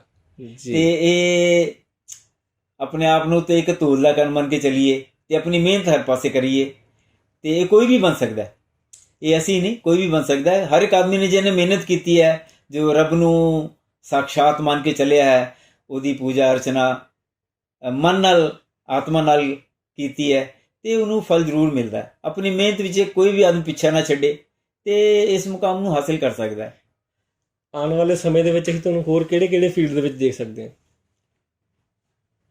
ਹਲੇ ਤੇ ਇਹ ਹੈਗਾ ਕਿ ਜੋ ਹੈ ਉਸੇ ਨੂੰ ਜੋ ਤੁਸੀਂ ਪਿੱਛੇ ਦੇਖਿਆ, ਜੋ ਪਹਿਲਾਂ ਇੱਕ ਕੰਮ ਸੀਗਾ ਉਹਨੂੰ ਡਾਈਵਰਸੀਫਾਈਡ ਡਿਫਰੈਂਟ ਫੀਲਡ ਦੇ ਵਿੱਚ ਜਾ ਕੇ ਅਸੀਂ ਉਹਨੂੰ ਕੰਮ ਕੀਤਾ ਹੈ ਤੇ ਉਹਦੇ ਵਿੱਚ ਵੀ ਆਪਣੀ ਮਿਹਨਤ ਲਗਾ ਕੇ ਸਭ ਠੀਕ ਠਾਕ ਰਿਹਾ ਜੀ। ਤੇ ਪਹਿਲਾਂ ਇਸੇ ਨੂੰ ਸੰਭਾਲ ਲਈਏ, ਫਿਰ ਅੱਗੇ ਚੱਲਾਂਗੇ। ਤੁਹਾਡਾ ਆਸ਼ੀਰਵਾਦ, ਤੁਹਾਡੀ ਗੁੱਡ ਵਿਸ਼ੇਸ, ਜੋ ਤੁਸੀਂ ਰਸਤਾ ਦਿਖਾਓਗੇ, ਜਿਸ ਤਰ੍ਹਾਂ ਸਾਨੂੰ ਐਜੂਕੇਸ਼ਨ ਦੇ ਵਿੱਚ ਰਸਤਾ ਦਿਖਾਇਆ, ਤੁਹਾਡੇ ਜੈਸੇ ਲੋਕਾਂ ਨੇ, ਚੰਗੇ ਲੋਕਾਂ ਨੇ ਸਾਨੂੰ ਮਾਰਗਦਰਸ਼ਨ ਦਿੱਤਾ, ਹੋਰ ਅੱਗੇ ਮਾਰਗਦਰਸ਼ਨ ਮਿਲੇਗਾ ਤੇ ਅਸੀਂ ਹੋਰ ਅੱਗੇ ਤੁਹਾਡੇ ਦੱਸੇ ਰਸਤੇ ਤੇ ਚੱਲਾਂਗੇ। ਨਰੇਸ਼ ਜੀ, ਮੈਂ ਤੁਹਾਨੂੰ ਇੱਕ ਸਵਾਲ ਪੁੱਛਣਾ ਚਾਹੁੰਦਾ ਹੈਗਾ ਕਿ ਲਵਲੀ ਪ੍ਰੋਫੈਸ਼ਨਲ ਯੂਨੀਵਰਸਿਟੀ ਹੈ ਜੀ ਹਾਂ, ਬੜੀ ਦੂਰੋਂ ਵਿਦੇਸ਼ਾਂ ਤੋਂ, ਬੜੀ ਥਾਂ ਤੋਂ ਸਟੂਡੈਂਟਸ ਤੁਹਾਡੇ ਕੋਲ ਆਉਂਦੇ ਨੇ। ਕੁਝ ਸਟੂਡੈਂਟਸ ਹੁੰਦੇ ਨੇ ਅੱਛੇ, ਬਹੁਤ ਅੱਛੇ ਮਾਰਕਸ ਕਿਤੋਂ ਲੈਂਦੇ ਨੇ, ਬੜੇ ਇੰਟੈਲੀਜੈਂਟ ਹੁੰਦੇ ਨੇ, ਬਟ ਜੀ। ਪਿੱਛੇ ਉਹਨਾਂ ਦੇ ਪੈਸਾ ਨਹੀਂ ਹੈ ਜੀ। ਉਹਨਾਂ ਬੱਚਿਆਂ ਲਈ ਤੁਸੀਂ ਕੀ ਕਰਦੇ ਹੋ? ਉਹਦੇ ਵਾਸਤੇ ਅਸ਼ੋਕ ਜੀ ਨੇ, ਜਿਹੜੇ ਬੜੇ ਦੂਰਦਰਸ਼ੀ ਹਨ, ਜੋ ਸੰਭਵ ਪ੍ਰਯਤਨ ਹੋ ਸਕਦੇ ਹੈ ਆਪਣੀ ਵੱਲੋਂ ਵੀ ਮਦਦ ਕਰਦੇ ਹਨ ਜੀ। ਤੇ ਉਹਨੂੰ ਮਾਰਗਦਰਸ਼ਨ ਦੱਸਦੇ ਹਨ ਕਿ ਬੈਂਕਿੰਗ ਫਾਈਨਾਂਸ ਹੋ ਗਿਆ, ਕੋਈ ਹੋਰ ਪ੍ਰਾਈਵੇਟ ਫਾਈਨਾਂਸ ਹੋ ਗਿਆ, ਤੇ ਜੋ ਵੀ ਮਦਦ ਹੋ ਸਕਦੀ ਉਹ ਕਰਦੇ ਹਾਂ ਜੀ। ਹਾਂਜੀ। ਤੇ ਇੱਕ ਗੱਲ ਹੋਰ ਵੀ ਇਹਦੇ ਨਾਲ ਜੁੜੀ ਹੋਈ ਹੈ ਕਿ ਉਹਦੇ, ਮੰਨ ਲਓ ਜੋ ਬੱਚਾ ਇੱਥੇ ਪੜ੍ਹ ਗਿਆ ਸਾਡੇ ਕੋਲ, ਉਹਨੂੰ ਯੂਨੀਵਰਸਿਟੀ ਦੇ ਵਿੱਚ ਹੀ, ਐਜੂਕੇਸ਼ਨ ਅਦਾਰੇ ਦੇ ਵਿੱਚ ਹੀ ਅਸੀਂ ਸੈਟਲ ਹੋਣ ਦਾ ਬੜਾ ਮੌਕਾ ਦਿੰਦੇ ਹਾਂ। ਜਿਸ ਤਰ੍ਹਾਂ ਉਹਨੂੰ ਟੀਚਿੰਗ ਐਬਿਲਿਟੀਜ਼, ਕਿਉਂਕਿ ਜਿਹੜੇ ਟੀਚਰ ਹੈਗੇ ਉਹ ਬਹੁਤ ਘੱਟ ਹੈਗੇ ਤੇ ਅਸੀਂ ਆਪਣੇ ਅੱਛੇ ਬੱਚਿਆਂ ਨੂੰ, ਜੋ ਵੀ ਕਰਨਾ ਚਾਹੁੰਦਾ ਹੈ ਟੀਚਿੰਗ ਲਾਈਨ 'ਚ, ਟਾਈਮ ਟੂ ਟਾਈਮ ਪੁੱਛਦੇ ਰਹਿੰਦੇ ਹਨ। ਅਸ਼ੋਕ ਜੀ ਉਹਨਾਂ ਦੇ ਇੰਟਰਵਿਊ ਲੈਂਦੇ ਰਹਿੰਦੇ, ਉਹਨਾਂ ਨੂੰ ਤਿਆਰ ਇਸ ਤਰ੍ਹਾਂ ਨਾਲ ਕਰਦੇ ਆ ਕਿ ਸਾਡੇ ਇਸੇ ਅਦਾਰੇ ਦੇ ਵਿੱਚ, ਇਸੇ ਯੂਨੀਵਰਸਿਟੀ ਦੇ ਵਿੱਚ ਖੱਪ ਜਾਣ ਤੇ ਉਹਨਾਂ ਨੂੰ ਰੋਜ਼ਗਾਰ ਵੀ ਮਿਲ ਜਾਵੇ ਤੇ ਉਹਨਾਂ ਦਾ ਲਾਈਵਲੀਹੁੱਡ ਵੀ ਚੱਲੇ ਤੇ ਉਹ ਕੰਮ ਕਰਨ ਦੇ ਉਹਨਾਂ ਨੂੰ ਅਗਰ ਇਸ ਤਰ੍ਹਾਂ ਦੀ ਕੈਪੇਬਿਲਿਟੀਜ਼ ਹੈਗੀਆਂ ਕਿ ਟੀਚਿੰਗ 'ਚ ਜਾਣਾ, ਟੀਚਿੰਗ 'ਚ ਅਗਰ ਕੋਈ ਉੱਥੇ ਕੋਈ ਹੋਰ ਰੋਜ਼ਗਾਰ ਕਰਨਾ ਹੈ, ਜਿਸ ਤਰ੍ਹਾਂ ਕਿਸੇ ਨੇ ਰੈਸਟੋਰੈਂਟ ਖੋਲ੍ਹਣਾ ਹੈ, ਕਿਸੇ ਨੇ ਕੋਈ ਦੁਕਾਨ ਹੋਰ ਖੋਲ੍ਹਣੀ ਹੈ, ਤੇ ਉਹਨੂੰ ਵੀ ਸਬਸਿਡੀ ਪ੍ਰਾਈਸ 'ਤੇ ਹੈਲਪ ਕਰਦੇ ਹਾਂ ਜੀ। ਤੇ ਉਹਨੂੰ ਸੈਟਲ ਹੋਣ ਵਾਸਤੇ ਪੂਰੀ ਕੋਸ਼ਿਸ਼ ਕਰਦੇ ਹੈ। ਬਾਕੀ ਜੋ ਰਿਹਾ, ਨੌਕਰੀਆਂ ਵਾਸਤੇ ਵੱਡੀ ਕੰਪਨੀਆਂ ਨੂੰ ਆਪਣੇ ਖਰਚੇ 'ਤੇ ਅਸੀਂ ਬੁਲਾਉਂਦੇ ਹਾਂ ਤੇ ਉਹਦਾ ਫਾਇਦਾ ਹਰ ਇੱਕ ਨੂੰ ਮਿਲਦਾ ਹੈ, ਚਾਹੇ ਉਹ ਸਾਡੇ ਕੰਪੀਟੀਟਰਸ ਹੀ ਹੈ। ਇੱਕ ਪਲੇਟਫਾਰਮ ਉਹਨਾਂ ਨੂੰ ਦਿੰਦੇ ਕਿ ਇੱਥੇ ਇੱਕ ਐਸਾ ਪਲੇਟਫਾਰਮ ਬਣੇ ਕਿ ਹਰ ਇੱਕ ਨੂੰ ਨੌਕਰੀ ਵੀ ਇੱਥੇ ਮਿਲੇ, ਕਿਉਂਕਿ ਪੜ੍ਹਾਈ ਤਾਂ ਇੱਕ ਚੀਜ਼ ਹੋ ਗਈ, ਲੇਕਿਨ ਉਹਨਾਂ ਵਾਸਤੇ ਰੋਜ਼ਗਾਰ ਪੈਦਾ ਕਰਨ ਦੇ ਸਾਰੇ ਅਵਸਰ ਮੁਹੱਈਆ ਕਰਾਉਂਦੇ ਆ। ਤੇ ਉਸ ਮਾਮਲੇ 'ਚ ਵੀ ਅਸ਼ੋਕ ਜੀ, ਰਮੇਸ਼ ਜੀ ਬੜੇ ਅੱਗੇ ਹੋ ਕੇ ਕੰਮ ਕਰਦੇ ਤੇ ਉਸ ਮਾਮਲੇ 'ਚ ਦੋਨੋਂ ਬੱਚੇ ਵੀ ਉਹਨਾਂ ਨੂੰ ਸਹਿਯੋਗੀ ਬੜੇ ਸਾਡੇ। ਜੀ, ਬਹੁਤ ਏਮਪਲੋਇਮੈਂਟ ਜਿਹੜੀ ਤੁਸੀਂ ਕਿ ਜਲੰਧਰ ਦੇ ਵਿੱਚ ਔਰ ਪੰਜਾਬ ਦੇ ਵਿੱਚ ਜਨਰੇਟ ਕੀਤੀ ਹੈਗੀ ਹੈ। ਨਰੇਸ਼ ਜੀ, ਤੁਹਾਡੀ ਜੀਵਨ ਦੀ ਫਿਲਾਸਫੀ ਕੀ ਹੈ? ਜੀਵਨ ਦੀ ਫਿਲਾਸਫੀ ਅਸੀਂ ਨਿੱਤਰ ਕੇ, ਜਿਸ ਤਰ੍ਹਾਂ ਦਾ ਛਨ ਕੇ ਜੀ, ਇਹ ਅਹਿਸਾਸ ਕੀਤਾ, ਇਹ ਮਹਿਸੂਸ ਕੀਤਾ ਕਿ ਆਦਮੀ ਨੂੰ अच्छा इंसान होना जरूरी है। जी अच्छा इंसान होएगा तो वो अपनी जगह, हर जगह ਉਹਨੂੰ ਜਗ੍ਹਾ ਮਿਲੇਗੀ। ਹਰ ਆਦਮੀ ਉਹਨੂੰ ਆਪਣੀ ਅੱਖਾਂ ਦੇ ਵਿੱਚ, ਸਿਰ ਮੱਥੇ ਤੇ ਰੱਖੇਗਾ। ਜੀ ਤੇ ਅੱਛਾ ਇਨਸਾਨ ਆਦਮੀ ਉਹੀ ਹੋ ਸਕਦਾ ਹੈ ਜਿਹਨੇ ਕੜੀ ਮਿਹਨਤ ਕੀਤੀ ਹੋਵੇ, ਨਾਲ ਨਾਲ ਲੋਕਾਂ ਦਾ ਭਲਾ ਵੀ ਸੋਚੇ। ਉਸ ਭਲੇ ਦੇ ਵਿੱਚ ਤੁਹਾਡਾ ਭਲਾ ਵੀ ਛਿਪਿਆ ਹੋਇਆ ਹੈਗਾ। ਜਿਸ 'ਚ ਸਵਾਰਥ ਵੀ ਪੂਰਾ ਹੋ ਜਾਵੇ, ਇੱਕ ਛੋਟੇ ਲੈਵਲ ਤੱਕ ਸਵਾਰਥ, ਤੇ ਦੂਜਾ ਪਰਮਾਰਥ ਵੀ ਉਹਦੇ ਵਿੱਚ ਨਾਲ ਨਾਲ ਹੋ ਜਾਵੇ। ਤੇ ਜੀਵਨ ਦੀ ਫਿਲਾਸਫੀ ਦੇ ਵਿੱਚ ਪੁੰਨ ਕਰੋ ਜਿੰਨੇ ਵੀ ਹੋ ਸਕਦੇ, ਪੁੰਨ ਕਰੋ, ਲੋਕਾਂ ਦੇ ਆਸ਼ੀਰਵਾਦ ਇਕੱਠੇ ਕਰੋ, ਉਹ ਅਖੀਰੀ ਜਨਮ ਤੱਕ ਜਾਣੇ ਤੁਹਾਡੇ। ਤੇ ਉਹ ਤੁਸੀਂ ਇਹ ਵੀ ਕਹਿ ਸਕਦੇ ਹੋ, ਜਿਹੜੀ ਸਾਰੀ ਸੋਚ ਦੇ ਵਿੱਚ, ਸਾਰੀ ਫਿਲਾਸਫੀ ਦੇ ਵਿੱਚ ਜੋ ਤੁਸੀਂ ਪੁੱਛਿਆ, ਇਹ ਸਾਡੇ ਸਤਕਰਮ ਜਿਹੜੇ ਹੈਗੇ ਉਹ ਪਿਛੋਕੜ ਤੋਂ ਵੀ ਆਏ। ਤੇ ਉਹ ਪਿਛੋਕੜ ਤੋਂ ਆਏ ਜਿਹੜੇ ਆਸ਼ੀਰਵਾਦ ਹੈਗੇ, ਲੋਕਾਂ ਦੇ ਇਕੱਠੇ ਕੀਤੇ ਹੋਏ ਸੰਚਿਤ ਕਰਮ, ਜਿਹਨੂੰ ਗੀਤਾ ਦੇ ਵਿੱਚ ਕਿਹਾ ਹੈਗਾ। ਤੇ ਪਿਛਲੇ ਜਿਹੜੇ ਕਰਮ ਹੈਗੇ ਉਹ ਚੰਗੇ ਅਗਰ ਹੋਣਗੇ ਤਾਂ ਹੀ ਸ਼ਾਇਦ ਇੱਥੇ ਦਾ ਇਹ ਚੰਗਾ ਫਲ ਇਸ ਵੇਲੇ ਸਾਨੂੰ ਮਿਲ ਰਿਹਾ ਹੈ। ਬਿਲਕੁਲ ਠੀਕ ਹੈ। ਤੇ ਇੱਕ ਇਹ ਚੀਜ਼ ਵੀ ਮੈਨੂੰ ਤੇ ਬੜੀ, ਸਾਡੇ ਪਰਿਵਾਰ ਨੂੰ ਪੂਰੀ ਬੜੀ ਅੱਛੀ ਲੱਗਦੀ ਹੈ ਕਿ ਇਸ ਚੀਜ਼ ਵਾਸਤੇ ਹਰ ਇੱਕ ਨੂੰ ਅਸੀਂ ਨਿਗਾਹਬਾਨ ਕਰ ਸਕੀਏ। ਦੂਜੀ ਚੀਜ਼, ਅੱਛੇ ਮਿੱਤਰਾਂ ਦਾ ਸਾਥ। ਅਗਰ ਉਹ ਸਾਥ ਹੈ, ਅੱਛੀ ਕਿਤਾਬਾਂ, ਅੱਛੇ ਮਿੱਤਰ, ਤੇ ਉਹ ਵੀ ਇੱਕ ਨਵੇਂ ਮਾਰਗਦਰਸ਼ਨ ਦਿੰਦੇ ਆ। ਜਿਸ ਤਰ੍ਹਾਂ ਮੈਨੇਜਮੈਂਟ ਦੇ ਵਿੱਚ ਇੱਕ ਥਿਊਰੀ ਆਉਂਦੀ ਹੈ ਕਿ keep good books, good friends and good visits. ਸਾਨੂੰ ਅੱਛੀ ਕਿਤਾਬਾਂ ਨਾਲ ਵੀ ਦੋਸਤੀ ਕਰਨੀ ਚਾਹੀਦੀ ਹੈ, ਪੜ੍ਹਨਾ ਚਾਹੀਦਾ ਹੈ, ਉਹਨਾਂ ਤੋਂ ਅੱਛੇ ਲੈਸਨਸ ਲੈਣੇ ਚਾਹੀਦੇ ਹੈ। ਬਿਲਕੁਲ ਠੀਕ ਹੈ। ਗੁੱਡ ਵਿਜ਼ਿਟਸ ਮਤਲਬ ਅੱਛੇ ਲੋਕਾਂ ਕੋਲ ਜਾਣਾ ਚਾਹੀਦਾ ਹੈ, ਜਿਸ ਤਰ੍ਹਾਂ ਅੱਜ ਮੈਂ ਤੁਹਾਡੇ ਕੋਲ ਆਇਆ ਹਾਂ। ਕਿਉਂਕਿ ਅਸੀਂ ਤੁਹਾਨੂੰ ਜਦੋਂ ਟੀਟੂ ਜੀ ਦੀ ਬੇਟੀ ਦਾ ਰਿਸ਼ਤਾ ਹੋਇਆ ਜੀ, ਤੇ ਉਸ ਵੇਲੇ ਤੋਂ ਅਸੀਂ ਜਾਣਦੇ ਹਾਂ, ਉਸ ਵੇਲੇ ਬਿਟੀਆ ਸਾਡੀ ਬੜੀ ਖੁਸ਼ਮੁਖ, ਹੰਸਮੁਖ, ਤੇ ਉਸੇ ਤੋਂ ਉੱਪਰ ਤੁਸੀਂ ਵੀ ਉੱਪਰ ਹੰਸਮੁਖ ਮਿਲੇ। ਤੇ ਸਾਨੂੰ ਤੁਹਾਡੇ ਵਰਗੇ ਜਵਾਈਆਂ ਤੇ ਮਾਣ ਵੀ ਹੈ ਜੀ। ਆਪਣੀ ਬੇਟੀ ਦੇ ਉੱਪਰ ਮਾਣ ਸੀਗਾ, ਪਰ ਉਹ ਮਾਣ ਸਮਾਨ ਅਸੀਂ ਇੰਨੀ ਵਾਰ ਮਿਲੇ ਆ ਕਿ ਕਮਾਲ ਹੀ ਹੋ ਜਾਂਦਾ ਜਦੋਂ ਮਿਲਦੇ ਆ। ਕਿਤੇ ਤੁਸੀਂ ਹੀਰੋ ਦੇ ਵਿੱਚ, ਫਾਈਨਾਂਸ ਦੇ ਵਿੱਚ ਜੁੜੇ ਸੀਗੇ, ਹੁਣ ਕਿਤੇ ਅੱਜ ਤੁਸੀਂ ਆਪਣਾ ਚੈਨਲ ਚਲਾ ਰਹੇ ਹੋ। ਤੇ ਡਿਫਰੈਂਟ, ਇਹ ਵੀ ਇੱਕ ਰੱਬ ਦੀ ਮਿਹਰ ਹੈ ਕਿ ਤੁਸੀਂ, ਜਿਸ ਵਾਹਿਗੁਰੂ ਜੀ ਦਾ ਇੱਕ ਫਲਸਫਾ ਹੈ ਕਿ ਚੰਗੇ ਬੰਦੇ ਜਿਹੜੇ ਹੈ ਉਹ ਖਿਲਰ ਜਾਣ ਤੇ ਹੋਰ ਪੈਦਾ ਹੋਣਗੇ। ਇਹ ਨਿਊਜ਼ ਚੈਨਲ ਵੀ ਇਸੇ ਤਰੀਕੇ ਨਾਲ ਚੰਗੇ ਬੰਦਿਆਂ ਨੂੰ ਹੋਰ ਖਿਲਾਰ ਕੇ, ਤਾਂ ਕਿ ਤੁਸੀਂ ਹੋਰ ਸਮਾਜ ਨੂੰ ਚੰਗੀ ਬਖਸ਼ਿਸ਼ਾਂ ਦੇ ਸਕੋ। ਇਹ ਤੁਹਾਡਾ ਪਿਆਰ ਹੈ ਜੀ। ਥੋੜਾ ਜਿਹਾ ਇਸ ਤੋਂ ਹਟ ਕੇ, ਤੁਸੀਂ ਹਰ ਫੀਲਡ ਦੇ ਵਿੱਚ ਸਕਸੈਸ ਰਹੇ, ਮਤਲਬ ਤੁਹਾਡਾ ਰੁਤਬਾ ਵੀ ਹੈ, ਲੋਕ ਵੀ ਜਾਣਦੇ ਨੇ, ਲੋਕ ਤੁਹਾਨੂੰ ਪਿਆਰ ਵੀ ਬਹੁਤ ਕਰਦੇ ਨੇ। ਕਦੀ ਪੋਲੀਟਿਕਸ ਦੇ ਵਿੱਚ ਜਾਣ ਦਾ ਨਹੀਂ ਸੋਚਿਆ? ਪੋਲੀਟਿਕਸ ਦੇ ਵਿੱਚ ਅਸੀਂ ਜਾਣ ਦਾ ਕਦੇ ਨਹੀਂ ਸੋਚਿਆ, ਕਿਉਂਕਿ ਇੱਕ ਜੋ ਰੱਬ ਨੇ ਸਾਡੀ ਡਿਊਟੀ ਲਈ ਵਪਾਰ ਕਰੋ। ਤੇ ਕਿਉਂਕਿ ਪੋਲੀਟਿਕਸ ਦੇ ਵਿੱਚ ਜਾਣਾ ਸਾਨੂੰ ਲੋਕਾਂ ਨੇ ਬੜਾ ਕਿਹਾ, ਪਰ ਸਾਡੀ ਪਰਿਵਾਰ ਦੀ ਫਿਲਾਸਫੀ ਨਹੀਂ ਰਹੀ ਕਿ ਪੋਲੀਟਿਕਸ ਵਿੱਚ ਜਾਣਾ ਹੈ। ਜੀ। ਤੁਸੀਂ ਪਿੱਛੋਂ ਹੈਗੇ ਜੈਪੁਰ ਤੋਂ? ਜੀ ਹਾਂ। ਜੈਪੁਰ ਵੀ ਲਵਲੀ ਸਵੀਟਸ ਹੈ?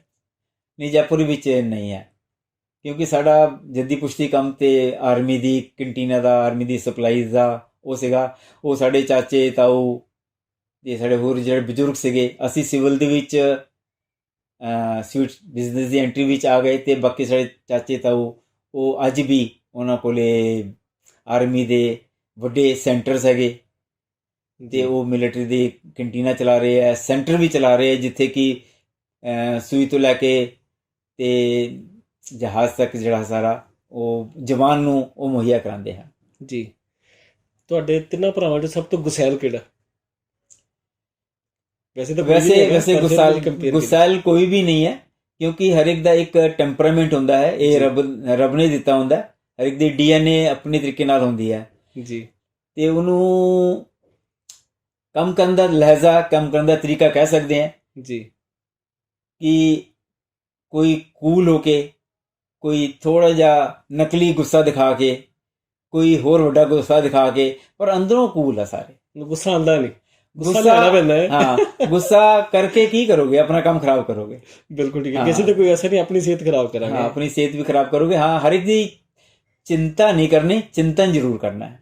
ਕੋਈ ਜੀ। ਵੀ ਮਾਮਲਾ ਹੋਵੇ ਤੇ ਰਿਸ਼ਤੇ ਖਰਾਬ ਨਹੀਂ ਕਰਨੇ, ਜੀ। ਰਿਸ਼ਤੇ ਬਣਾ ਕੇ ਰੱਖਣੇ, ਮੂਡ ਦੀ ਨਹੀਂ ਵਿਗਾੜਨੀ। ਤੁਹਾਡੇ ਸ਼ੌਂਕ ਕੀ ਨੇ? ਸ਼ੌਂਕ ਸਮੇਂ ਸਮੇਂ ਨਾਲ ਬਦਲਦੇ ਰਹੇ ਹੈ।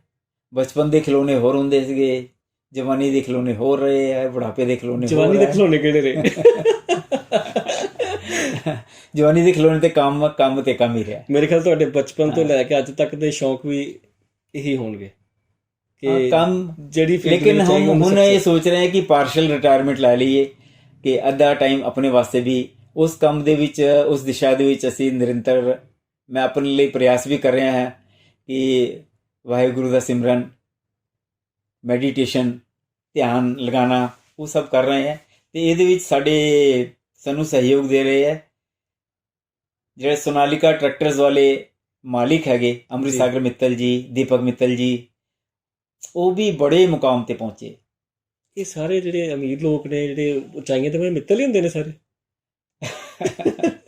ਇਹ ਕਿਸੇ ਨੇ ਇੱਥੇ ਜਲੰਧਰ ਦੇ ਵਿੱਚ ਸਾਡੇ ਪੁਰਾਣੇ ਮਿੱਤਰਾਂ ਦੇ ਵਿੱਚ ਪ੍ਰੀਤਮ ਸਿੰਘ ਲੂਥਰਾ, ਜੀ ਜਿਹੜੇ ਕਿ ਮਾਡਲ ਟਾਊਨ ਰੋਡ ਤੇ ਰਹਿੰਦੇ ਹਨ, ਜੀ ਸਵੇਰਾ ਦੇ ਪਿੱਛੇ ਉਹਨਾਂ ਦਾ ਘਰ ਵੀ ਹੈ। ਜੀ ਉਹਨਾਂ ਨੇ ਬੜਾ ਇੱਕ ਤੁਹਾਡੇ ਕੋਲ ਸਵਾਲ ਪੁੱਛਿਆ ਜੋ ਤੁਸੀਂ ਪੁੱਛ ਰਹੇ ਹੋ, ਮਿਲਦਾ जुलता, जी कि मित्तल साहब ये बताओ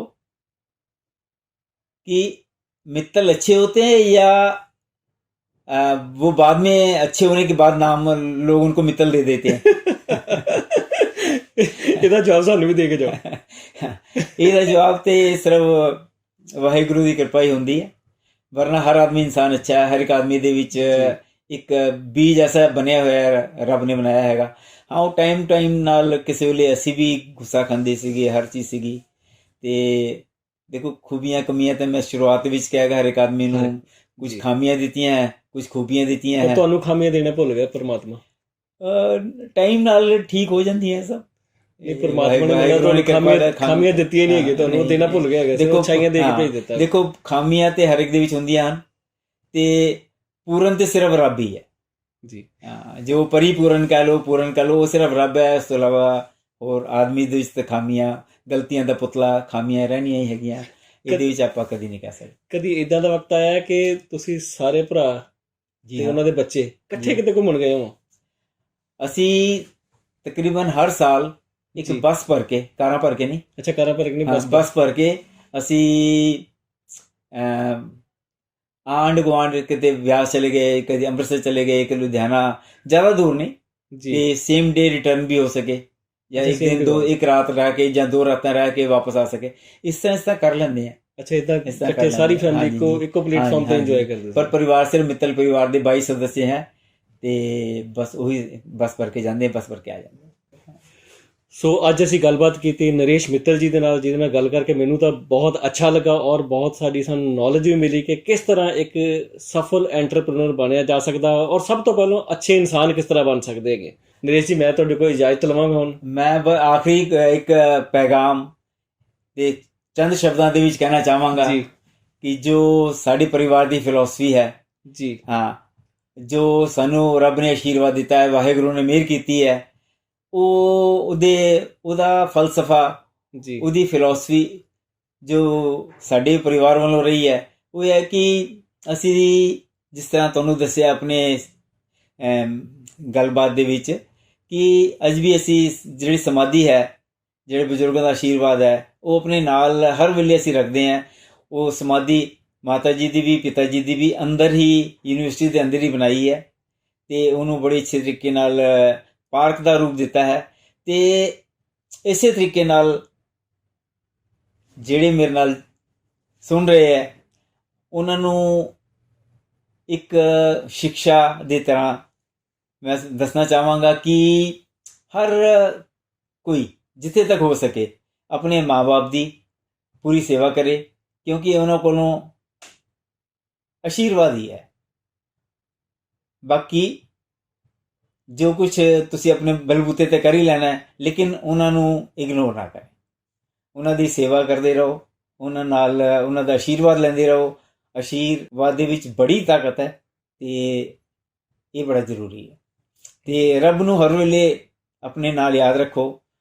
ਧਿਆਨ, ਮੈਡੀਟੇਸ਼ਨ, ਯੋਗਾ ਜੋ ਕੁਝ ਵੀ ਹੋ ਸਕਦਾ, ਅਰਦਾਸ ਸਭ ਕੁਝ ਕਰਦੇ ਰਹੇ ਬੰਦਾ, ਤੇ ਵਾਹਿਗੁਰੂ ਆਪ ਹੀ ਖਿਆਲ ਰੱਖਦਾ ਹੈ। ਅੰਗਰੇਜ਼ਾਂ ਨੇ ਕਿਹਾ ਵੀ ਹੈ ਕਿ ਜਿਹੜੇ ਪਰਿਵਾਰ ਇਕੱਠੇ ਰਹਿ ਕੇ ਪ੍ਰਾਰਥਨਾ ਕਰਦੇ ਹਨ, ਸਾਂਝ ਕਰਦੇ ਹਨ, ਉਹ ਪਰਿਵਾਰ ਬੜੀ ਦੇਰ ਤੱਕ ਬਣੇ ਰਹਿੰਦੇ ਹਨ। ਮੈਂ ਅੰਗਰੇਜ਼ੀ ਦੇ ਵਿੱਚ ਇਸੇ ਲਾਈਨ ਨੂੰ ਕਹਾਂਗਾ, ਫੈਮਲੀਜ਼ ਵਿਚ ਪ੍ਰੇਜ਼ ਟੂਗੈਦਰ ਸਟੇਜ਼ ਟੂਗੈਦਰ। ਉਹ ਪਰਿਵਾਰ ਜੋ ਹਮੇਸ਼ਾ ਇਕੱਠੇ ਹੋ ਕੇ ਬੇਨਤੀ ਪ੍ਰਾਰਥਨਾ ਕਰਦੇ ਹੈ ਤੇ ਪ੍ਰਭੂ ਉਹਨਾਂ ਦੇ ਪਰਿਵਾਰ ਨੂੰ ਬਣਾਏ ਰੱਖਦੇ ਹਨ। ਤੇ ਇੱਕ ਗੱਲ ਹੋਰ ਇਹਦੇ ਨਾਲ ਜੁੜੀ ਹੈ ਕਿ ਜਦੋਂ ਵੀ ਪਰਮਾਤਮਾ ਨੂੰ ਅਸੀਂ ਅਰਦਾਸ ਕਰਦੇ ਹਾਂ, ਹੱਥ ਆਪਣੇ ਇਸ ਤਰ੍ਹਾਂ ਮੰਗਦੇ ਹਾਂ, ਉਹ ਆਸ਼ੀਰਵਾਦ ਦਿੰਦਾ ਹੀ ਹੈ। ਉਹਦੀ ਫਿਲਾਸਫੀ ਹੈ। ਹੁਣ ਅੰਗਰੇਜ਼ ਲੋਕ ਵੀ ਇਸ ਗੱਲ ਨੂੰ ਇਸ ਤਰੀਕੇ ਨਾਲ ਕਹਿੰਦੇ ਹਨ ਕਿ when the hands are up blessings are down।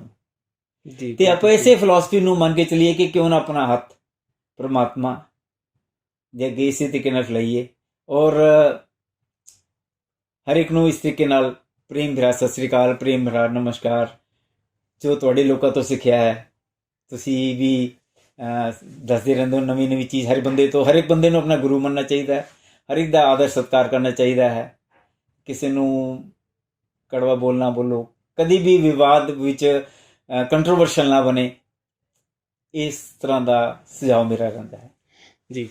ਸੋ ਇਸੇ ਤਰ੍ਹਾਂ ਅਸੀਂ ਹੋਰ ਵੀ ਸ਼ਖਸੀਅਤਾਂ ਨਾਲ ਤੁਹਾਨੂੰ ਇਸੇ ਪ੍ਰੋਗਰਾਮ ਦੇ ਦੌਰਾਨ ਮਿਲਾਉਂਦੇ ਰਹਾਂਗੇ। ਮੈਂ ਅਮਰਪ੍ਰੀਤ ਸਿੰਘ, ਕੈਮਰਾਮੈਨ ਵਿੱਕੀ ਸੂਰੀ ਦੇ ਨਾਲ, ਜਨਤਾ ਦੇ ਰੂਬਰੂ ਪ੍ਰੋਗਰਾਮ ਵਿੱਚ।